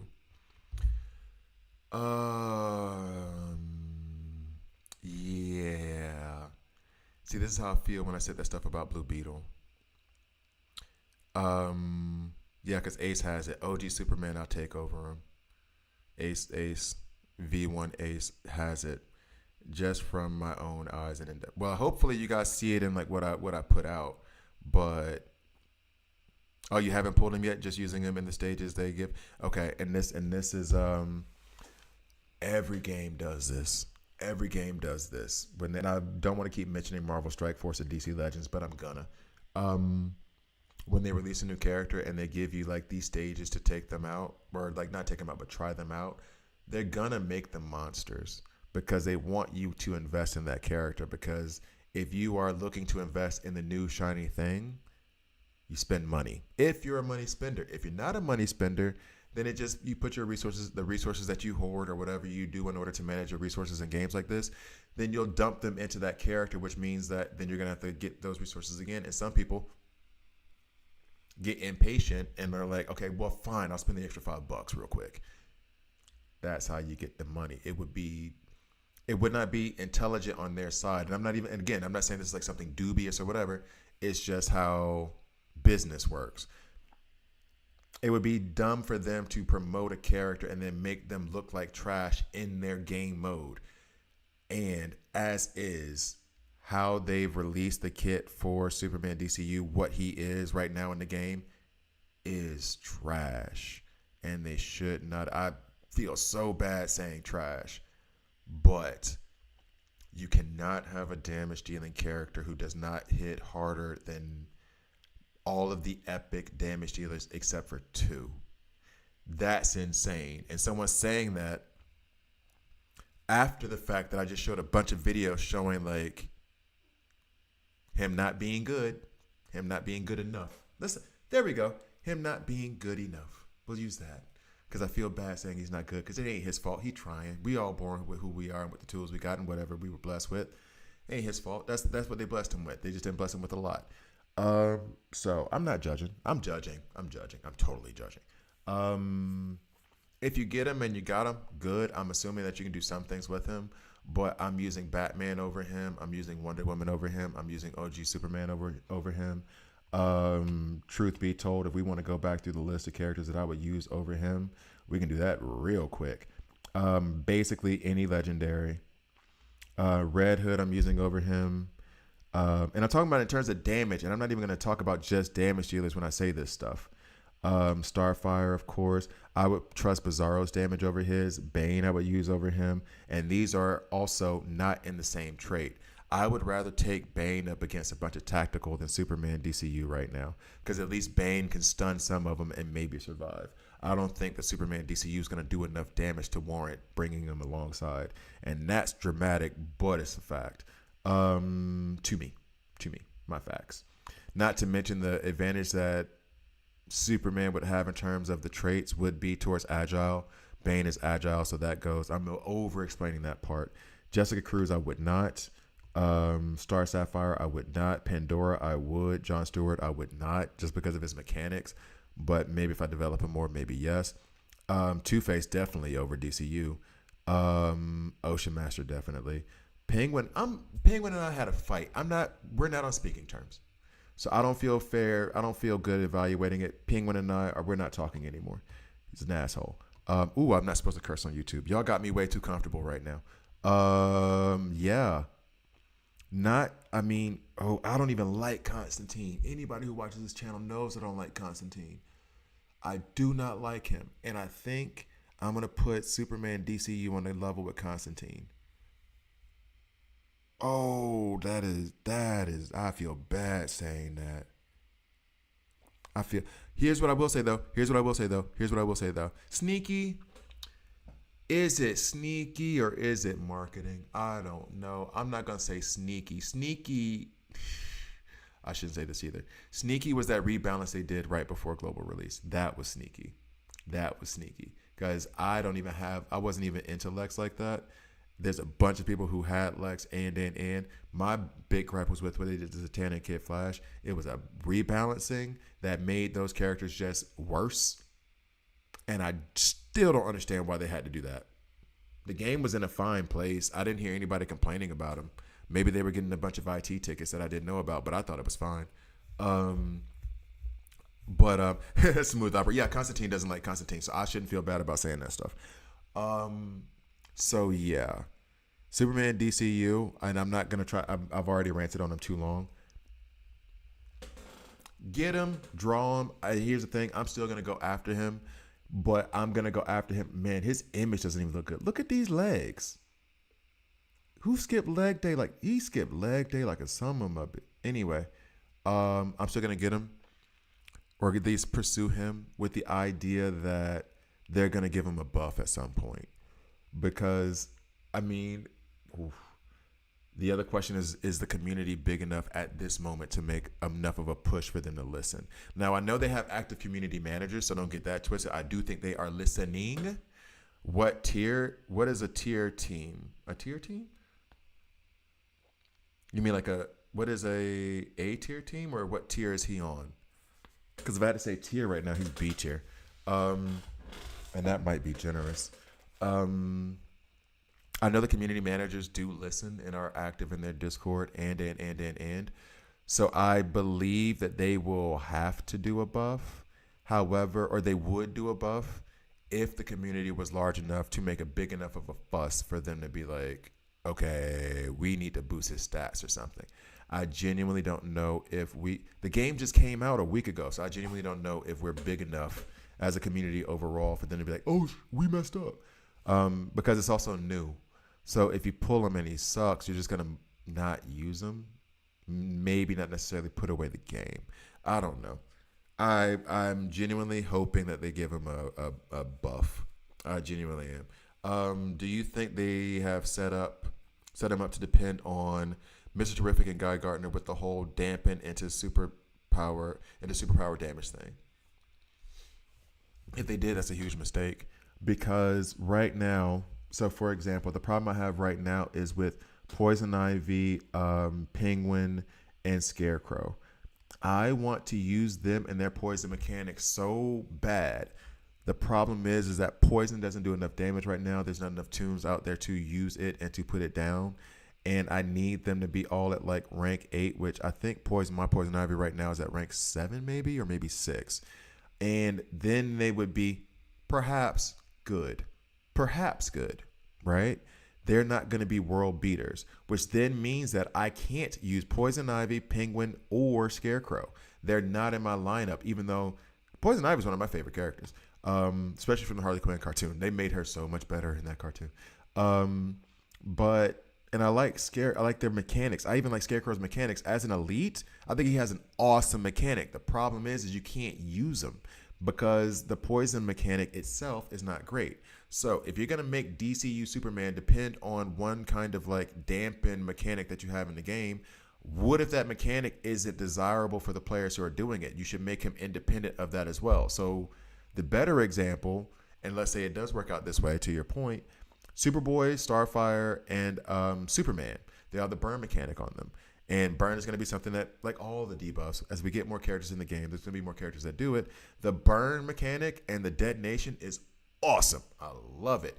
Which, once I figured out it was Superboy, Starfire, and Superman that were doing it, I wanted to invest in Superboy and Starfire more. I already was going to invest in Superman.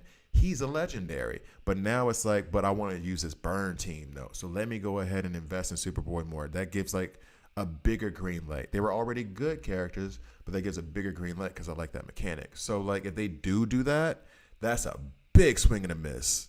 Especially if the main character, which in that scenario I said about Superman, my Ice and Fire team, the main attraction there is Superman, the legendary, the tank who can take a bunch of damage and lay out burns, and Frostbite. If he sucked, I'm not putting resources into Starfire or Superboy.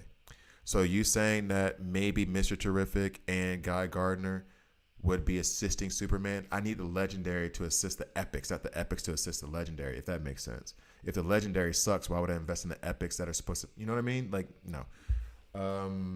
They did say took community feedback they took it into account. Sure. I mean, I could take your opinion into account and still disregard it. I mean, I could read everything you say right now. Put it this way.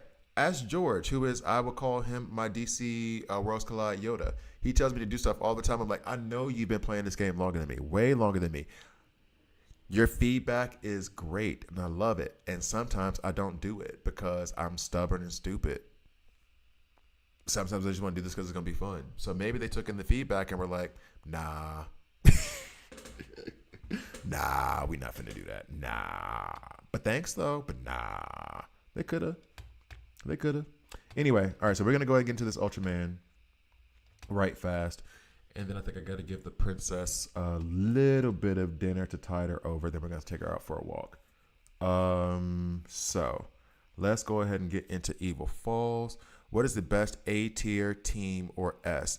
All right, so Lazy Jura, I'm going to say that's the name. There's one thing you're going to have to get away from a little bit, and that is the concept of it being like a full 5 team. I'm going to do a video series where I go out with duos and trios. The way this game works at the moment is not really conducive to thinking that you're going to have all 5 characters with X mechanic. There are some good like arena teams. I talk too much. There are some good arena teams that you have. Let me see. Can I get in?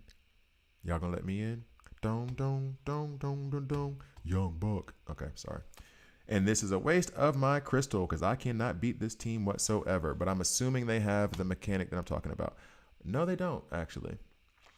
It used to be that a team of Constantine, Zatanna, they broke up that team from the meta. It used to be that the team that everybody was using in Arena was like a combination of Constantine, Zatanna, Nightwing, Ocean Master, and I want to say Wonder Woman.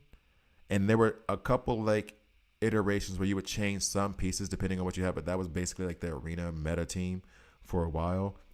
Just tapped in, and I'm like, oh wait, well he has Batman, not Wonder Woman. Then you have Sinestro, so. And they did make Constantine a lot worse too. They made Zatanna worse. They made Constantine worse, which I'm okay with Constantine. He sucks. They made Kid Flash worse. Ooh, maybe that's what they were trying to do. Maybe they were trying to shake up the arena meta. Damn, they did that then. If that was the goal, they did that.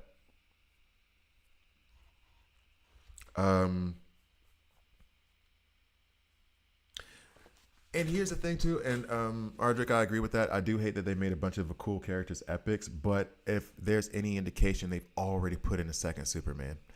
So I'm hoping they'll put in like but if they do like Batman versus Superman, Dark Knight, I'm gonna be pissed. Don't bring that fake ass Iron Man in here. And like I just said, Ben Affleck was a better Batman than Christian Bale, but still though, don't bring that. Anyway, before I start cursing for real. Thanks, Jack. I appreciate you. But guys, this is the other thing I would say too, as much as you like my feedback. If you watch my YouTube videos, if you're in there's a lot of people who know this game way better than me that for some reason watch my channel and put tons of amazing information in the comment section. You know how much I learn from my own comment section? Y'all check. So read the comments, please do. All right. So now we will do Evil Falls real quick. Get Ultraman up out there. Oh, there she is. She's starting to move. I think she knows it's dinner time. I can't say that word because then she'll look at me and then run over here. Okay. Let me stop. All right, here we go. Are we recording? Yes, we're recording.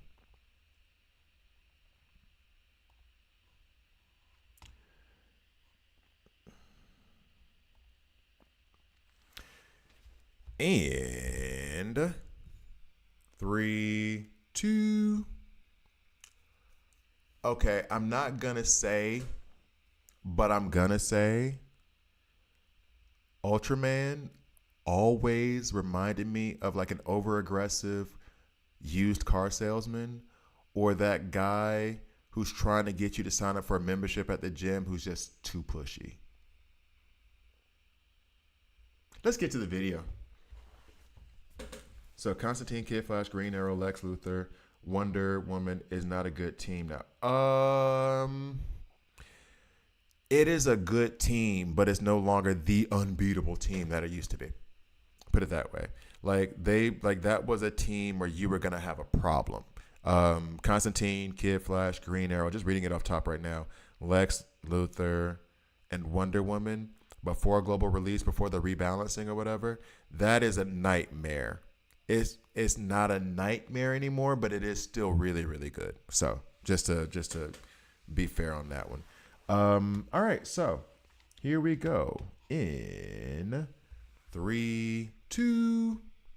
Hi guys, I'm Gravy here, and this is a B-Roll Collide video. In this video, I'm gonna go over Ultraman. He will complete my Epic Falls like set of villains, and I'll revisit them a little bit later down the road. But it seems as though it's kind of straightforward what you need to do, and at certain points you're gonna have to replace some tunes with others as you progress in your damage increases, etc., etc. But at this point, I'm just gonna go over the base strategy that you need for Ultraman, like I did for the others in the Evil Falls videos. And I did do gameplay video instead of going into it because I was not recording it today. I wanted to go ahead and get out where there was a good chance I wasn't gonna record today. So just want to get it over with, so I got my dailies. Anyway, let's go ahead and hop into it. And actually, as I'm realizing this now, I just missed the teams up. Kyle Ill. What?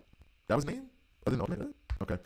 Worships Power has come to Earth from the distant planet of Krypton to expand his business of crime. So he has a construction company. The Kryptonite in the back will take extra damage from Ultimates, especially from AoE characters, prioritizing damaging them before Ultraman can absorb them, which he does in a very, very seems inappropriate to watch this kind of way. If you've ever seen the movie Scarface, again, increased damage reduction and attack power once destroyed.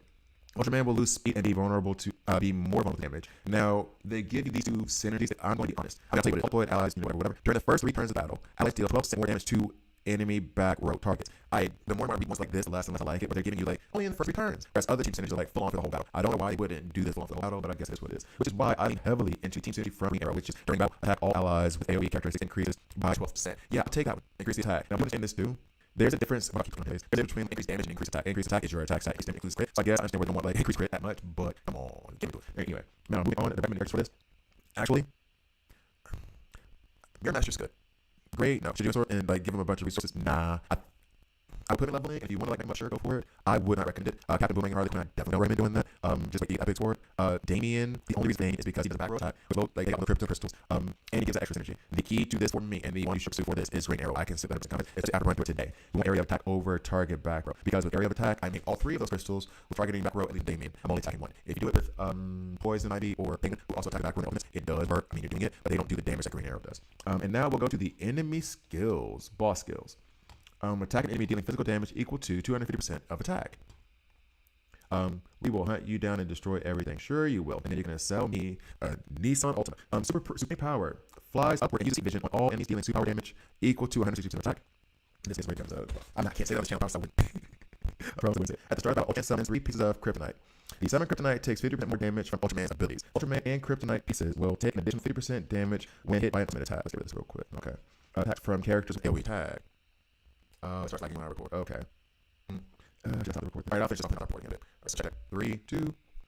Ultraman is enhanced by the radiation of Kryptonite on the battlefield. Each piece of Kryptonite increases his damage by 4% when all 3 pieces of Kryptonite are destroyed. Ultraman loses his strength and falls into a weak state that decreases his speed by 10% and increases his damage taken by 6% for 2 turns. Once his weakened state ends, he resummons the 3 pieces of Kryptonite. Yeah. And then this one is my revenge. After Kryptonite summon, the pieces are not destroyed within 3 rounds. 3 rounds is a lot of time. It is a lot of time to destroy those crystals. Ultraman restores them. For every 5% of HP remaining, Ultraman gains 6% damage reduction and also increases Ultraman's attack 6% until the end of battle. And this becomes a problem. If you don't destroy the crystals, he goes nuts and destroys you. After the Kryptonite is absorbed, he resummons 3 pieces of Kryptonite. So, all right, Chris. But just so you guys understand, I will make this a quick video. Let's say another 7 to 8 minutes, and I'll stop recording. Hopefully, I'll get it back. But thank you guys for letting me know that. Now that I know, now I'm going to work on settings when I get off the stream. When I stop streaming, I know to check settings and see what's up. I may have to run the internet cable. All right, so anyway, coming back in. 3, 2. So, in this crime syndicate, this passive, and this team synergy joints, that's all of them. I realize that now. Take time. I'm a fast learner. Because even to control status when inflicted with 1, it converts that into 1 stack of unbreak for 3 turns. When the proportion of AP is higher than 70%, attack increases by 60%. When the proportion of AP is lower than percent, attack increases by 60%. I am flying through that reading. I apologize. The attack defense and HP of your team is increased by 75%, and boss damage is decreased by 50% if you use one following synergies, which we talked about, and then those are the 2. So now what I'm going to do is, I'm going to switch over to the actual footage I did. Be right back. All right, actually, guys, you know what I'm going to do for you, since you guys are more actually here, it's getting choppy on screen. I'm going to make sure I'm going to stop the recording, and then, because it's Ultraman, I can give it a couple hours. All right, I'm going to stop the recording now. And then as soon as it finishes telling me that it's stopped, I'll just download the video from YouTube, the YouTube stream. Yeah, PC's dying. Actually, and here's the funny part too. It doesn't even want to stop the recording right now. It's still going. What are you doing to me? What are you doing to me? Let's see. Try to free all this up real quick so we can get this recording to stop. Was flying too close to the sun. I was in a good mood and everything. There we go. All right. So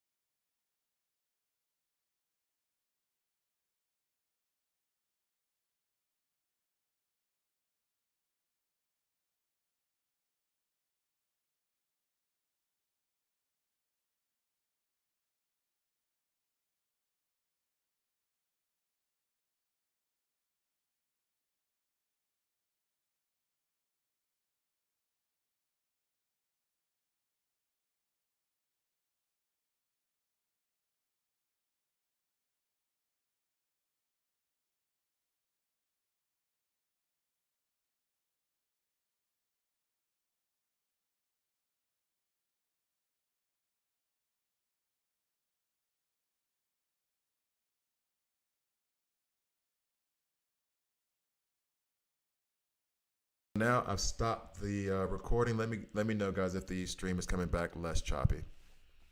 I'll give it like a couple minutes. Albeit, I just reached for my cup of coffee, and that, oh, it's warm. Yeah, I gotta run a cable. Trying to do it with Wi-Fi, but I gotta run a cable. Sounds like something Olympia would do. Bribe the computer to be like, look, I'm gonna need you to stop running around about 5:45 because I was hungry. Let me know if it comes back a little bit stronger, and then I'll go back into Ultraman. But first, as it's doing that, let me go ahead and try to set up my VLC Vigil. Good thing I had this on video, right? Here we go. Chopper style. Chop, chop, chop, chop. Sorry, somebody said choppy, and then they put that song in my head. My bad. Yo. You know what? Just start off super small, and then expand. How about that? Let's do this intelligent. All right. So, there we go, basically. Okay, now sound gone. The sound is gone now? Are you serious? Or you mean like just the sound from the game itself? Fair about needing the legendary. Oh. Let me see. Let me know, Robert, if the sound is still gone from the stream. I mean, for real, all I did was press record. I'm not asking you to do nothing but just record what I'm already doing. What's really going on, guys? All right. As a matter of fact, what I can do is I can check here real quick to see. All right, so then I'm going to go into this video of, let me see if I got anything here. Oh, I see the sound is gone. Yo, come on, not for real. Not for real. How am I supposed to get the sound back, though, if the sound just quit on me?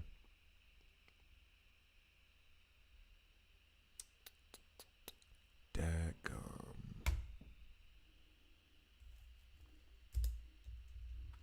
So I'm guessing sound is still gone if you guys still can't hear me.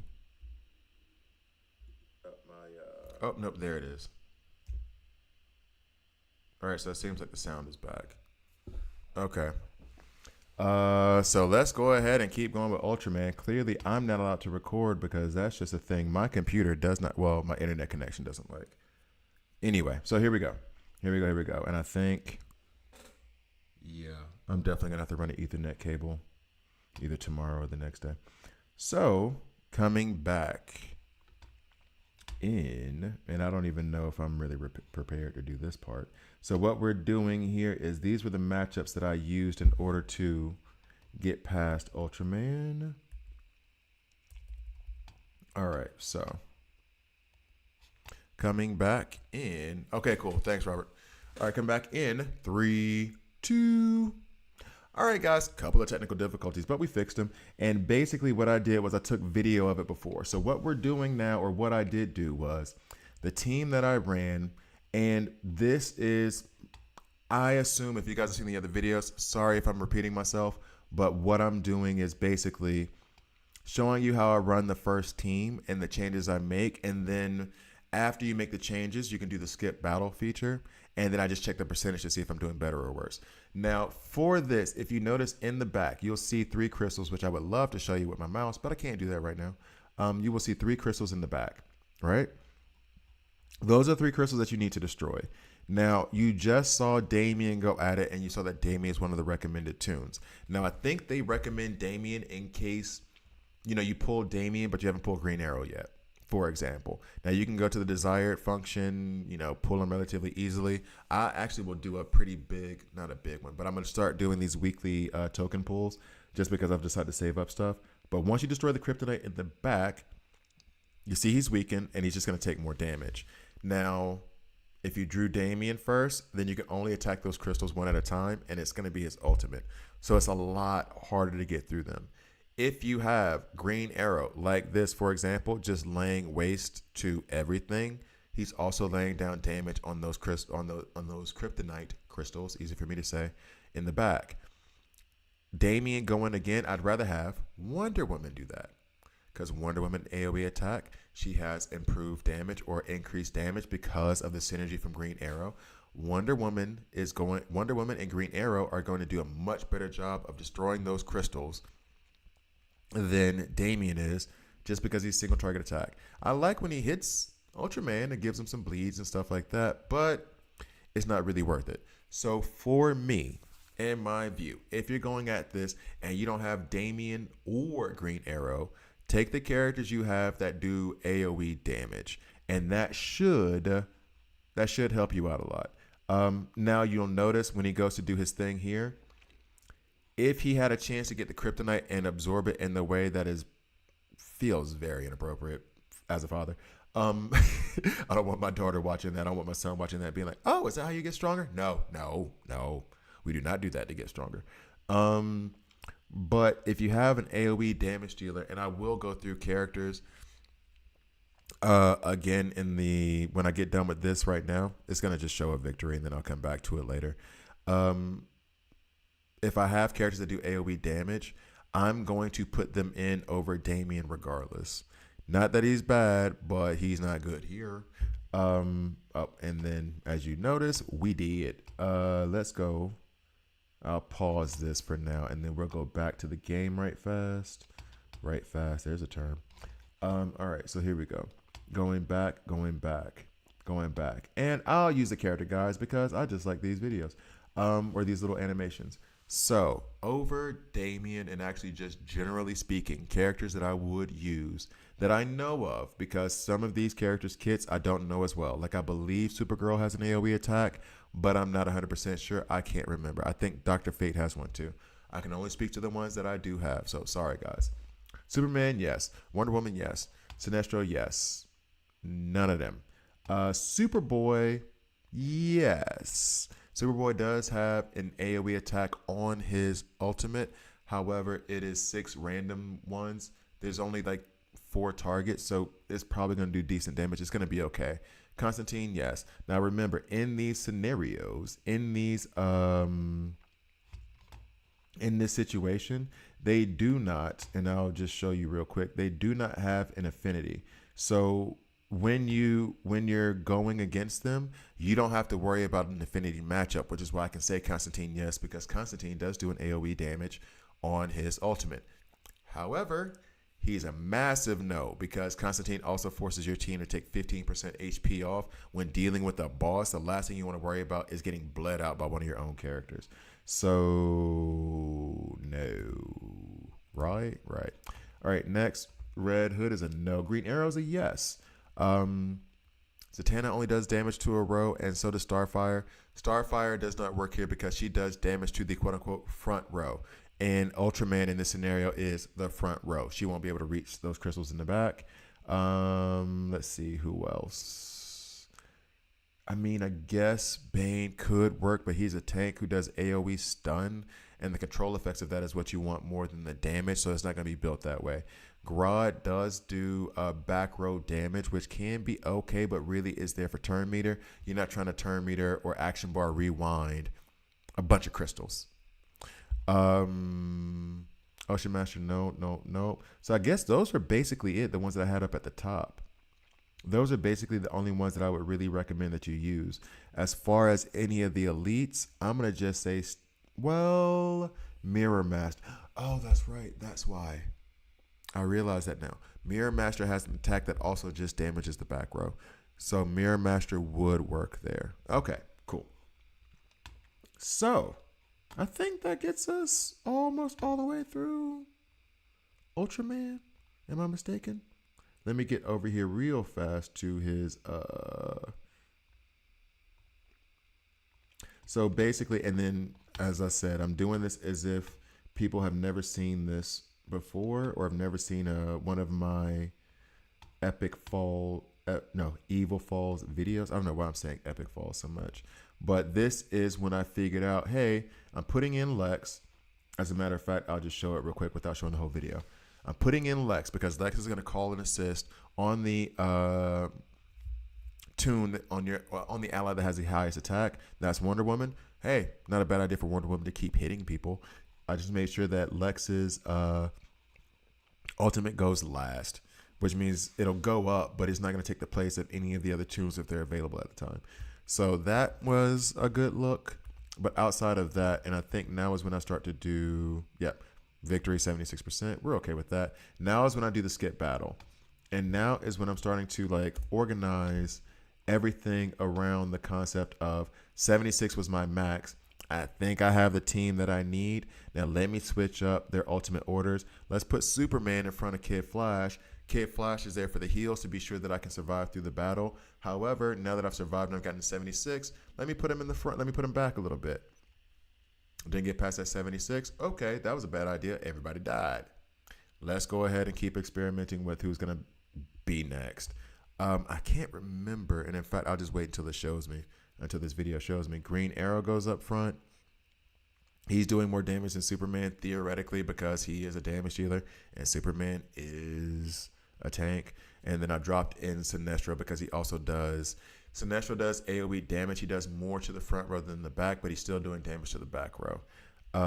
Let's see. What did that get me at? Ooh, 81%. We like that. And I think that's where I ended up leaving it. So that's Ultraman. Thank you guys for watching. Please like, please subscribe. If you don't like it, subscribe and a dislike. I'm okay with that as well. I'll see you guys next time. Okay, so I got to make a note now. Poison Ivy, a no. Hits back row. She's a yes. She is a yes, especially earlier in the game. She's a yes. It's just that you're gonna find, just like with Penguin, but I think she does. Poison Ivy does better damage than Penguin. Let me be fair. She does better damage than Penguin. But as you go on, you're going to want to lean. At least it's my view. Ooh. It really depends on the situation. But I lean more towards AoE damage dealers than I do back row damage dealers. However, if what you got is Poison Ivy, she works. It's fine. She works. I've been hella grinding this game, and something crazy happened to me. Jim, you just left us on a cliffhanger. What happened? How do you upgrade the drone or increase the resources it collects hourly? That is by defeating, if you're doing it without paying, the drone itself is, I get that little $5 monthly thing that increases it by 10%. But honestly, the way you increase these resources, these supplies that come into you, is by beating the main stages. The more the main stages you beat, the higher this this hourly rate goes. So just keep beating the main stages and you'll get more. I should have waited on that, but who cares? That's for Smooth Operator. That's the homie. He's a day one. Someone loan me a Wonder Woman, please. If you're in my league, right? Aren't you in my league? Then just borrow mine in the mercenary section. Like, Robert, you can do that, right? And Grim, what? You can do that, right? You can just borrow from the mercenary system in the league, right? Just go in here and get a mercenary. I got mine up here. Oh, her weekly hires are at 0. Oh, they got you. The rest of my league's been using her quite a bit. And actually, this is my old Wonder Woman. This ain't my new Wonder Woman. My Wonder Woman now is at 200. But that doesn't reset her. Damn. It won't reset until 2 a.m. Well, 8 p.m. Eastern Standard Time. 2 a.m. CEST, which is Swiss time zone. But if you can't use her, I still got 7 rentals over here on this Green Arrow. Go get. Oh, you didn't know about the mercenary system? Dog. That's the whole point of joining the damn league, is being able to rent out my characters. What is we doing? What are we doing? Go get these mercenaries. Go. All right. So I think that does it. Actually, if you guys give me like one quick second, I'm going to give Olympia. Oh, her head popped up quick. You hungry? Yeah. Let me give her something to eat real quick. Come here. You hungry? You. Who's hungry? Yes, she is. Come here. Come. Hey, come here. Come here. She's over here dancing. She's so happy that she might get some food. She's over here dancing. You gonna say hi to everybody? You're gonna hide behind the microphone? She's ready. Oh no, she's ready to eat. She's not here for the games. She wants something to eat. You hungry? Yeah, you hungry. Okay, okay, okay, okay, okay, okay. I'ma feed you. I'ma feed you. Chill out. I'm coming.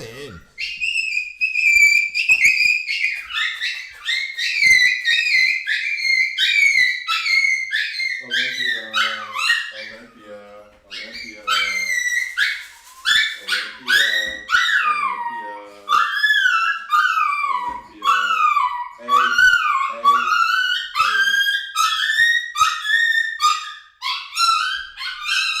Olympia. Come here, come here, come here, come here, come here, come here. Come on, come on, come on, come on. Eats, eats, eats. Oh. I told y'all she was a diva. Jeez. Had these people thinking I'm murdering you in here. There you go. Oh. Listen to you. Okay, so I am going to feed her real quick. I will be back in like 30 seconds. Jeez. Yeah, that's what happened when she gets excited and hungry. She starts screaming at the top of her lungs. Jeez. All right. Come on. Come on. No, don't start that again. Come on. Come on.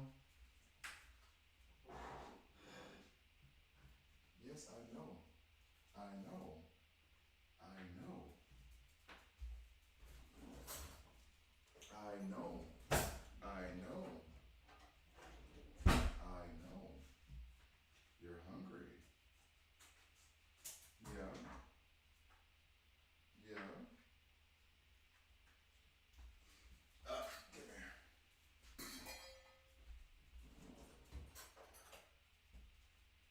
Oh.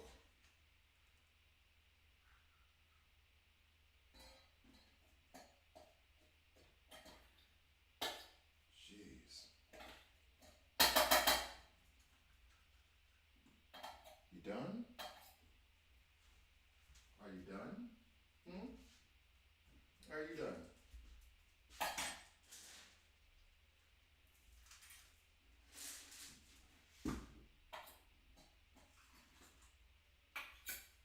Now.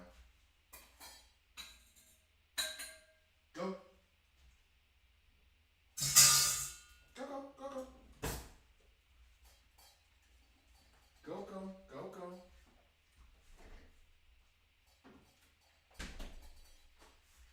Oh. And there's my headache. Oh.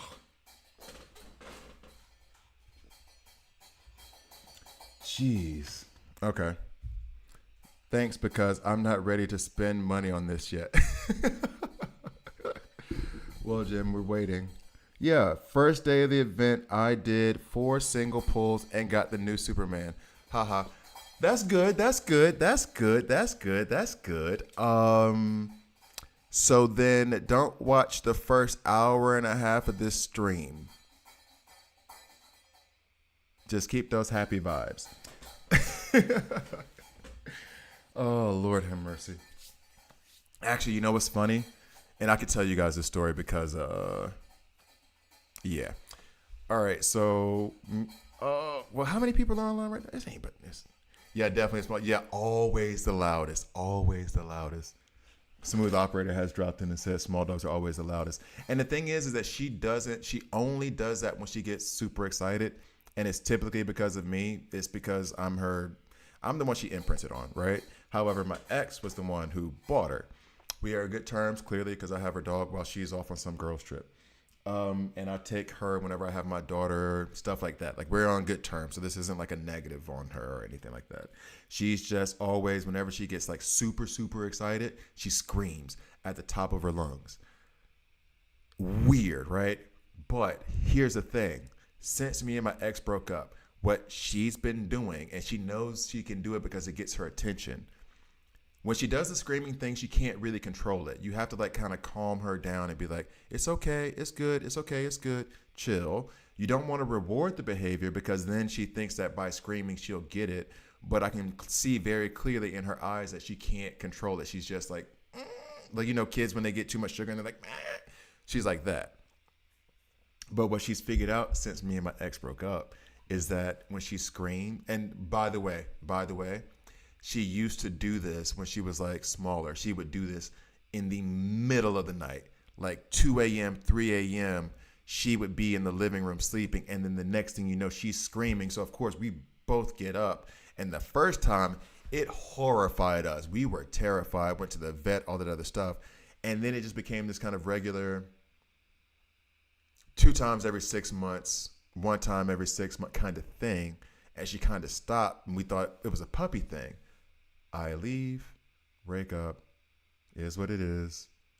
And now she does it, but it's voluntary. Because whenever we would do it before, she would scream, and then we would get there and she would still be doing it, and we'd have to like find a way to soothe her.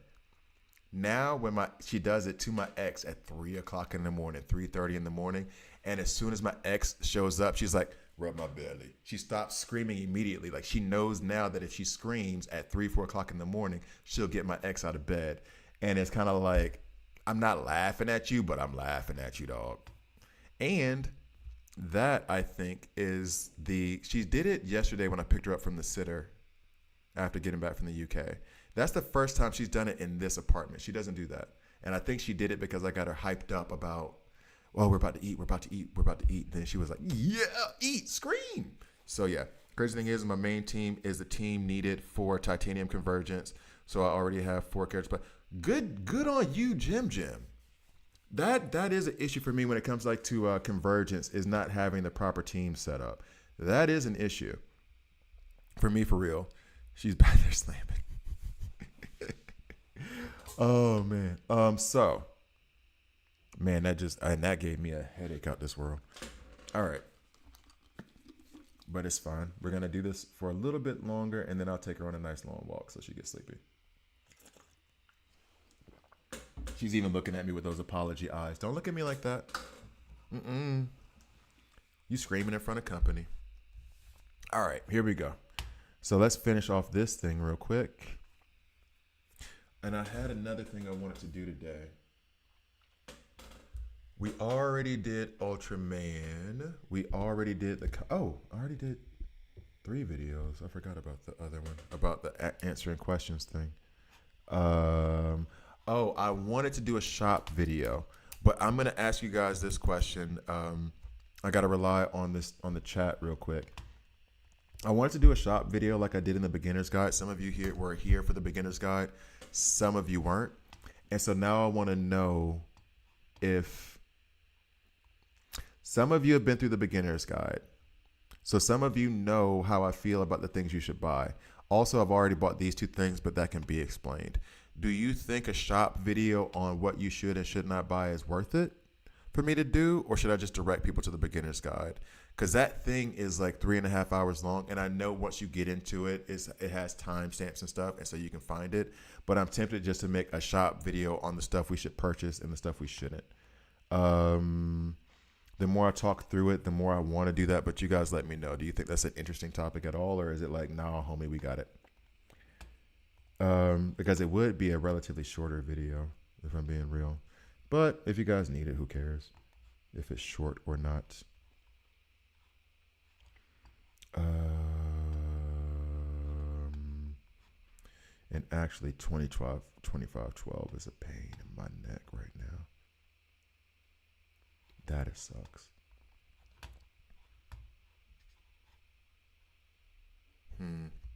Well, no replies on the shop video, so I guess. Oh wait, I gotta give y'all a minute. I forget that you guys are like a little bit of time ahead behind me. I forget that there's a delay. Let's go to main story right fast. All right, so this is what I've been trying to work through. AoE synergy with Green Arrow that benefits both Wonder Woman and Green Arrow, obviously. Oh, and the Supes too. I was using Nightwing for the stun on the character with the highest damage, and this is where that back row damage comes in. Like this actually would be a pretty good setup for Poison Ivy if I had her ranked up higher, because she would attack this back row, and she has the tactical over mighty advantage. I just don't have my Poison Ivy in a place of where I would trust her this deep into. It's not even about her rank right now. It's about the kind of gear I have on her. I don't have a bunch of like amazing, insane gear to like put on her. So, yeah, you're probably right, Robert. The game does have tons of content. And actually, I usually do a digital universe by this point. And for some reason, I think I was just bored yesterday. I did digital universe without being on stream, part of it. And the next digital universe that I had to do, I'm glad I'm doing it off of stream. Because I used to just stream it, go through it, whatever. There's some kind of confusing mechanic in this. And in fact, we'll just back out of that. There's some kind of confusing mechanic that happens in this next digital universe that I feel like I need to research before I give any advice. Because on these digital universes where you can get your reinforcements, with each of them, I've done walkthrough. Well, I think I started here maybe, but with those, I've started doing walkthroughs, right? And with the exception of this one, all of the other ones I've been able to do is like one video walkthrough. Here's what you're going to face, all the different ones. With this one that I'm doing here, as you can tell, is I am 64% complete, but I've gotten to the finish of it twice, and I can't figure out how to do the whole thing at once to get 100%. So, because it has just these different portals that are good versus evil, depending on what side you select, takes you to a different side of the map. But once you select that side, you can't go back. So it feels like there's a puzzle in there that I need to figure out, which I'm gonna, but I'm happy that I didn't do this one on stream. I want to figure this out first. Yeah, there are always people asking about what to buy and shop. Yeah, that's true. That's true. And I do make the assumption that, yeah, all right. I do make the assumption that because I've recorded something, I just assume if you're watching me now, you must have watched that, right? Which is not always the case. Maybe you guys just picked up now. So what we'll do is we'll go over what I feel as though you should go for in the shop. That's true too, Chris. That's very, very true. That's very, very true. I will go over what is in the shop. It'll probably be a faster video. I may include other elements. So let's see. We got the shop that we can walk through. Event center. You know what? This can be a what to invest in, because people do ask about this a fair amount as well. I can just tell them don't do that. In the store, if you want to spend some change, I will also say what to spend change on, while also saying you don't need to spend no money on this game. This game is very free to play friendly. What else in terms of, and then I have to talk about the mother box. That is why I wanted to save this for tomorrow, is because tomorrow is going to be my pulls day. But you know what? That's fine. I'll just stream my pulls. I won't make a video about it. Okay. So as a matter of fact, I could do something dumb as hell though, just for the S's and giggles. And we'll decide if I'm going to do something stupid later. Let me go ahead and talk to him for a minute. All right, so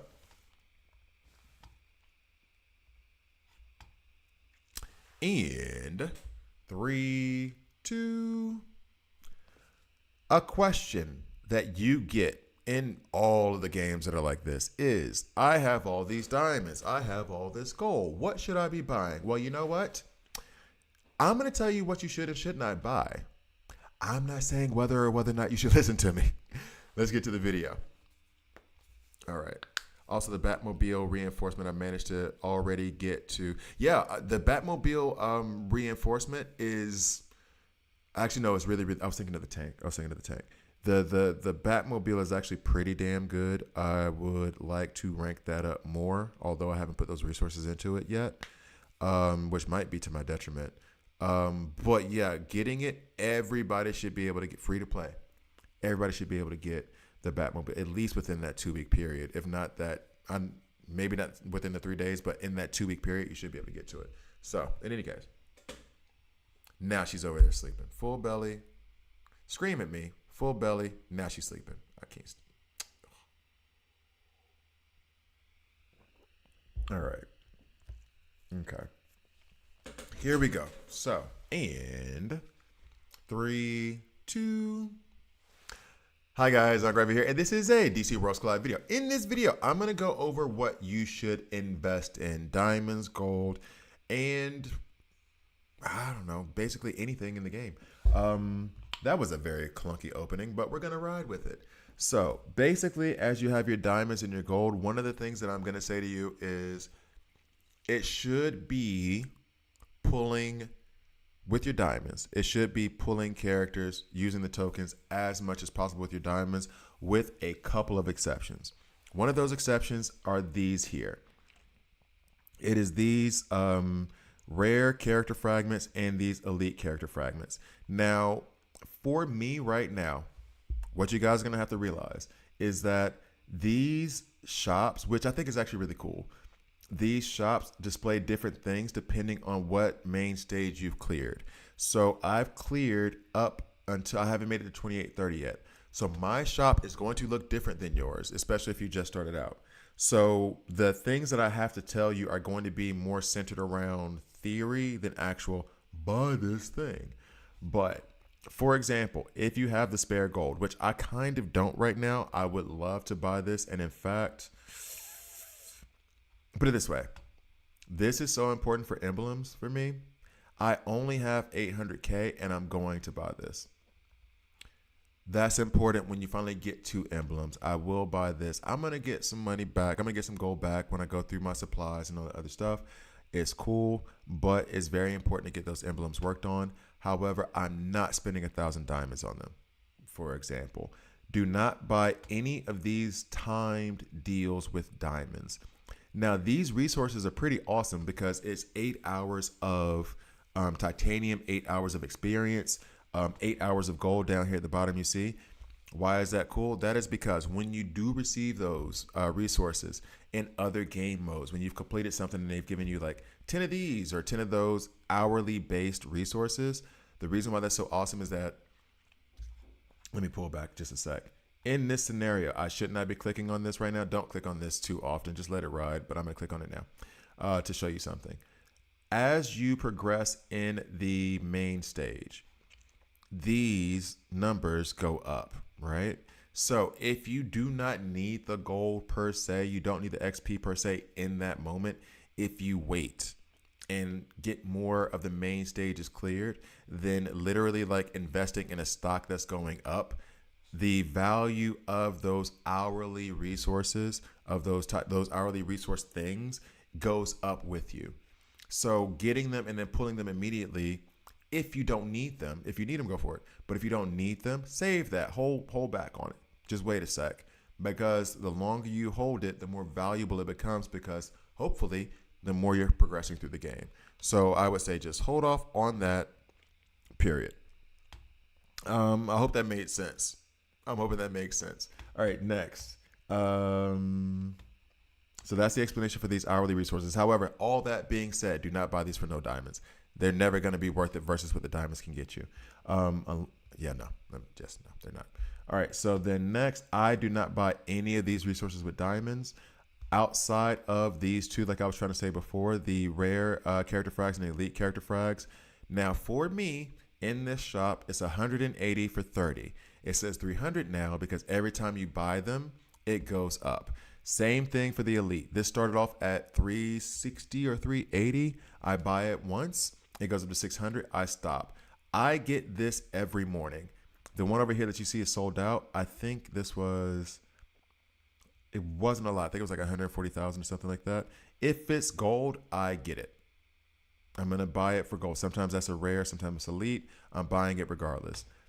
The reinforcements, I'm ignoring reinforcements for right now.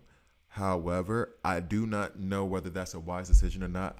My focus is split amongst a lot of things in the game. This is also not bad value because it's gold, and gold is a fairly quickly replenishable resource in the game, more so than diamonds themselves. So if it costs gold for these reinforcements, part of me did regret not, because I didn't really know what it was, so I wasn't buying it in the shop in the very beginning. Part of me did regret that because it does help when you have to level up your reinforcements. Or no, it is what you use to level up your reinforcements.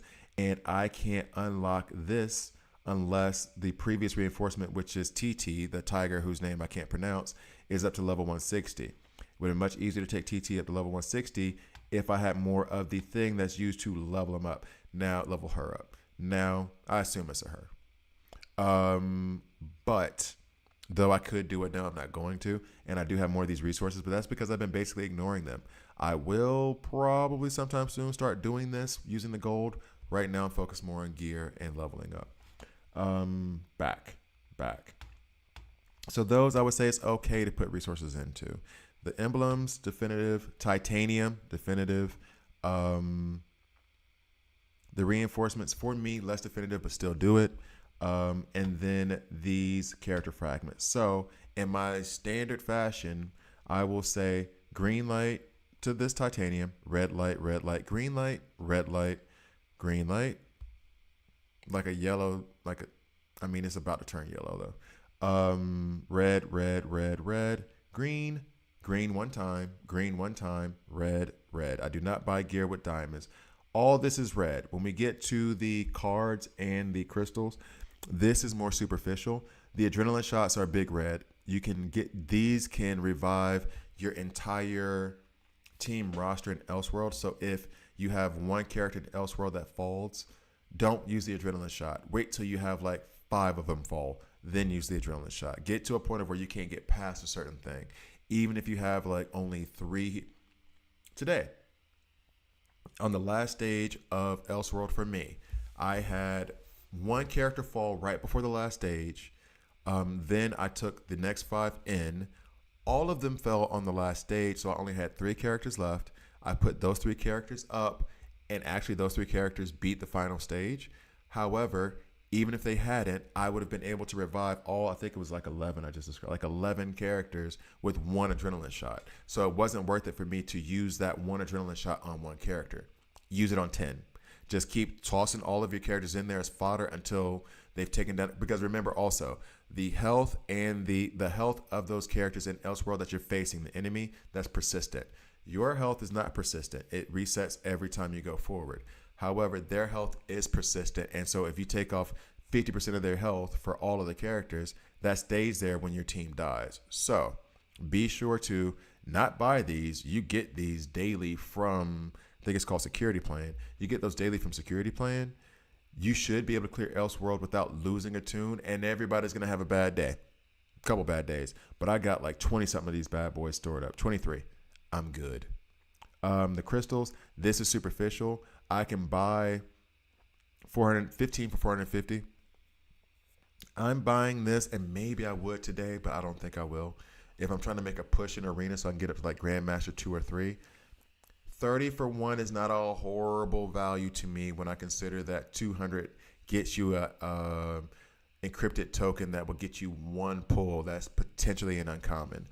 And that's when we get to this token here. I do this, okay? The only reason is because this token costs the exact same as if I did the 200 in the actual mother box. The reason why I'll buy these over that, and it's a stupid superstition, I'm not going to go too deep into it. If you've seen another video, you'll know. I'm going to buy 3 of these because I want to pull 20, not 17, because I like pulling 10 at a time.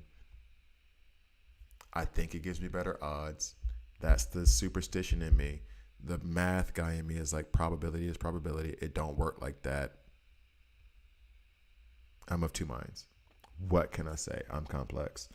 Or I just like to pretend to be. Anyway, and then all this decoration stuff, I mean, big no to me for all that, but I mean, if you like the Superman mug, go for it. I'd rather just buy the real Superman mug. Anyway, when it comes to gear, I made a very, very, very, very grievous error when doing this. Now, for you who are just starting out, This top row is probably going to be, I mean, you're probably like a week into the game, so this might already be elite, the purple. Mine has the epic in here because, again, the main stage that I've cleared. Now, one mistake that I made that I tried to correct in the beginner's guide is, you see how these are worth 6,000, these are worth 12,000. The difference here is, and I would love for it to have something else. It's not going to show it here. I did it in a previous video, actually today, where this little arrow up here at the top is an indicator that this piece is more powerful than the piece without it. That's why it's double the value. It's not double the stats, but it is double the value, or double the cost, I should say. So then these first two, and then same thing with purple, as you can see here, are going to have a higher stat. So I'm leaning towards buying those. Previously, I didn't understand that these were actually different and that the stats for like this attack piece, this attack accessory, just because of that little arrow, is going to be higher than the attack is going to be without it. So I was buying these because I thought they were better value, because it was like, I can't tell the difference. This is me needing to do research. But yeah, I lean into these pieces now that have this extra piece, this extra silver tab. The next level, and I'm kind of being cautious about it, the next level will have this silver tab on both sides of the epic piece. So there's that. And then I don't know if this is wise or not, but I do it, which is whenever I can, whenever I have something left over from the Evil Falls shop, which this currency you get from Evil Falls, I like to buy these equipment enhancement pieces. I do, because it helps me level up my gear. I do. I don't know if that's a wise spending of my resources, but I think that it is. All right, so next, arena shop.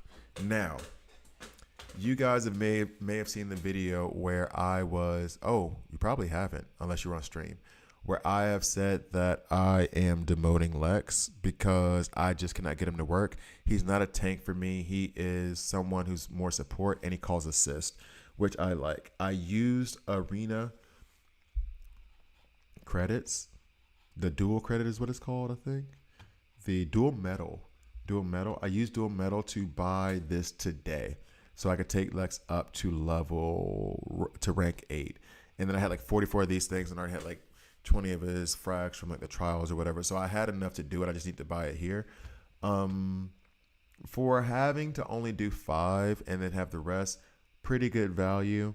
I am red lighting everything else in here with the exception of these 2 chests.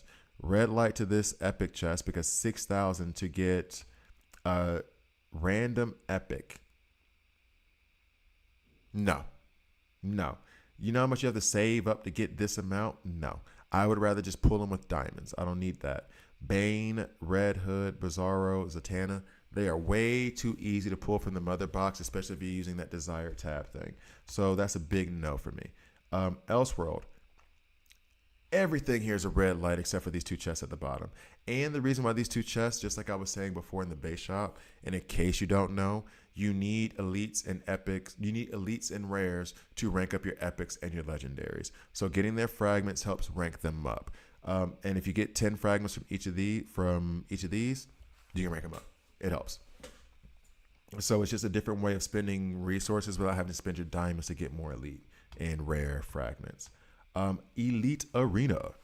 Now, Elite Arena is very valuable to me. And this is because I can farm after you've unlocked them. This is very, very, very important for those of you who do not know. Wait, is this only for epics, right? Bet. That I can explain to you too.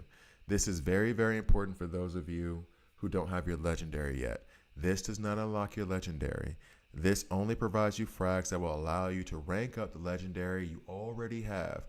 And here's how it shows. I click on this. I can get the frags of Sinestro, Lex, Wonder Woman, and Superman because those are the legendaries I have, right? Superman, I could buy some more. I've already bought the Wonder Woman, hence why she's rank 8. Flash, I could buy some. With Superman, I'll be able to rank them up. With Flash, it does nothing for me because I don't have Flash, so I can't rank them up. With the epics, everything down here, maybe the emblem stuff. That's a yellow light to the emblem stuff. Maybe. For everything that's an epic in here, big old red light. So red light, red light, red light, red light, green light for any of that stuff up top. And actually, let me go back to this. Red light for everybody except for these two. Green light, green light. And then arena shop. I mean, it is Lex, but that's a lot of resources. Yellow light to both of these. More green for Lex, but I'm yellowing it. And that seems very expensive to me. So I'm going to give it a yellow light. Everything else is a red light except for these two, which are green lights. And then I think I did that. So green light, less green, but still a green light. And then down here, when the gear just drops at full on level, red light. I'd just rather save and buy better gear the next day. And then we have the League Shop. League Shop feels like it's one of the most useless. This is so you can choose the epic you want to draw from. Both of these. I'm not spending, it seems not very hard, but I would rather not spend my League resources on that. That's just real. So red light to those two. Yellow light to the signature card, because I'm not 100% sure where I should be getting these. I get them randomly from completing different like daily or weekly tasks. I think it's weekly tasks. So I'm okay. No, and daily too. So I'm okay with not buying this. It's kind of like a red light about to turn. It's kind of a yellow light about to turn red. Raven Stewart, red, because you can get them from pulling. This is for an advanced combat token, which I can use to farm team ups.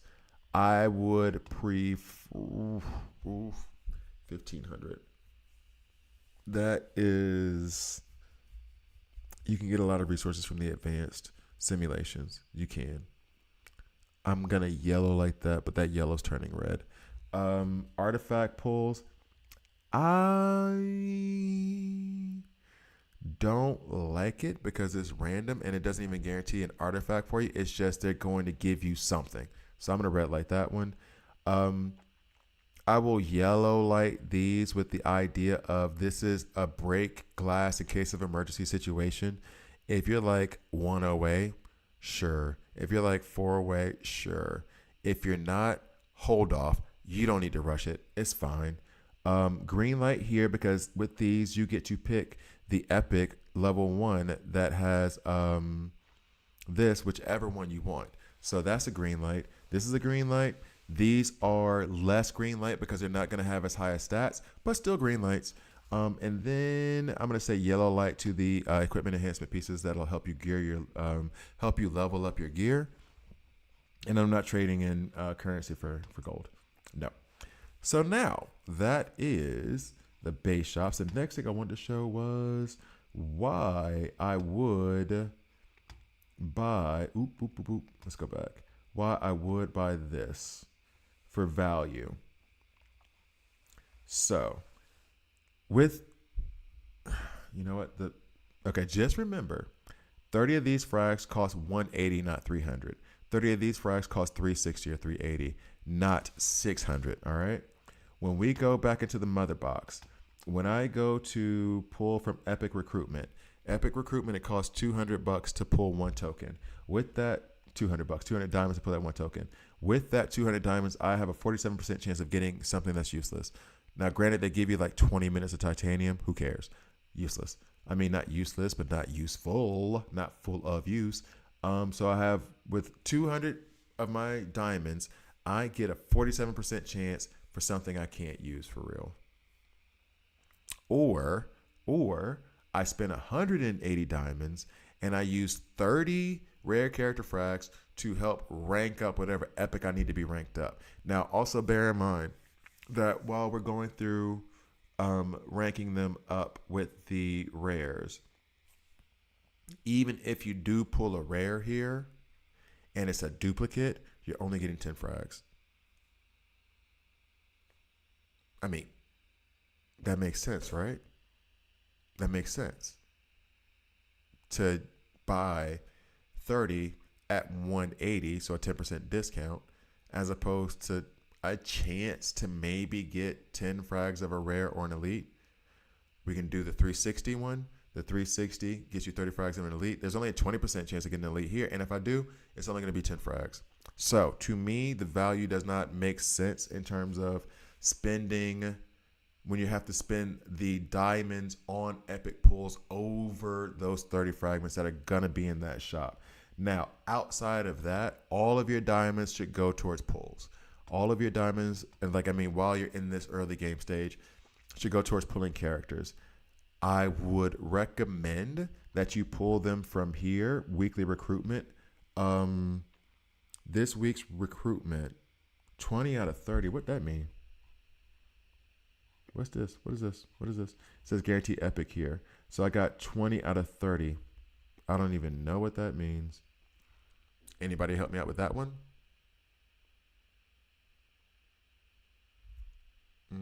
Okay. But in any case, all your maybe not for Superman DCU though. I just did a video roasting him. All right. And you'll see now that I have enough to do some pulls that I would love to do for the camera, but I'm not going to. I'm going to be doing this tomorrow. Why is that? Because of the desired. If I click in here, I can pick 2 characters, and then I get a 30% chance to get the desired character. Now, I have had the situation where that epic that comes out is not one of the ones that I chose, which is fine. I still got an epic. It's not a guarantee, but it's a really good chance. And I'm not complaining about the system at all. However, I've already pulled Bane and Nightwing. You can only do 2 a week once they get pulled. If they haven't been pulled, you can change them and it's fine. But if they have been pulled, you can't change this until that week resets, or else it's going to cost you $500, I think. Yeah, 800. Excuse me. It's going to cost you 800 diamonds. So I would not do that. My idea has been to this point, I've gotten all the characters that I want. Well, not all that I want, but I have a deep enough roster to handle things for the most part. So now I'll save up my tokens, and then tomorrow morning, I'm going to pull 20 of these things. And then if I can get this up to 5,000, I'm going to pull on weekly recruitment, not on epic recruitment. And then legendary, we can't do anything with legendary or with the future recruitment because we don't have those tokens. So I hope you found that helpful. I think I covered everything I wanted to, right? I think we're good. I think that's all that we need to invest in. So, I did want to say for the store, and I've said this before, I'll make it brief. If you don't have the money, if you can't afford it, this game is so free to play friendly that I have often wondered how they're going to make money. And if they keep making characters like Superman DCU, my concern heightens. So this one where the drone increases the yield by 10%, and then you obtain more diamonds and diamonds immediately for $5, that's a good deal to me. I even think that the super monthly card might be okay deal. I haven't done it, not gonna do it. It might be okay. The growth fund is a good deal, and don't be fooled, I'm buying this later. But I bought it for the previous levels for $10. You get a bunch of diamonds. I'm okay with that. The DCU packs. This one has been a good one. I'm not recommending it because I don't even know if it's going to be there. But I don't think that's necessary. If you're going for a must, I got $20, it is this and then the monthly and then security plan, which is going to put you over your budget, but this one's 15. So pick 2 of those 3 and you're good to go, right? All right, so now back to the store. Next, a daily. Okay, and then after what I just showed you, everything else down here is trash. Don't waste any of your money on the Bride DCU. Okay, cool. Superman DCU. Whoop, whoop. That one. This is just after you've unlocked them, so it's fine. Wish happens after you've made a small purchase. I think it's at least $1. Then it's fine. Decoration voucher, I don't want that.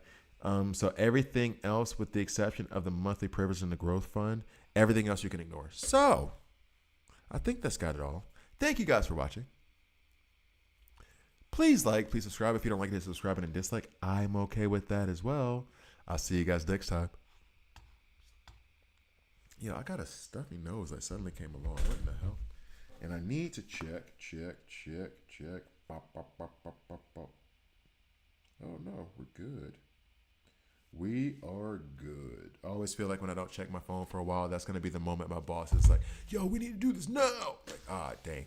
All right. So I think that is just about got it covered. I think the princess needs to go out.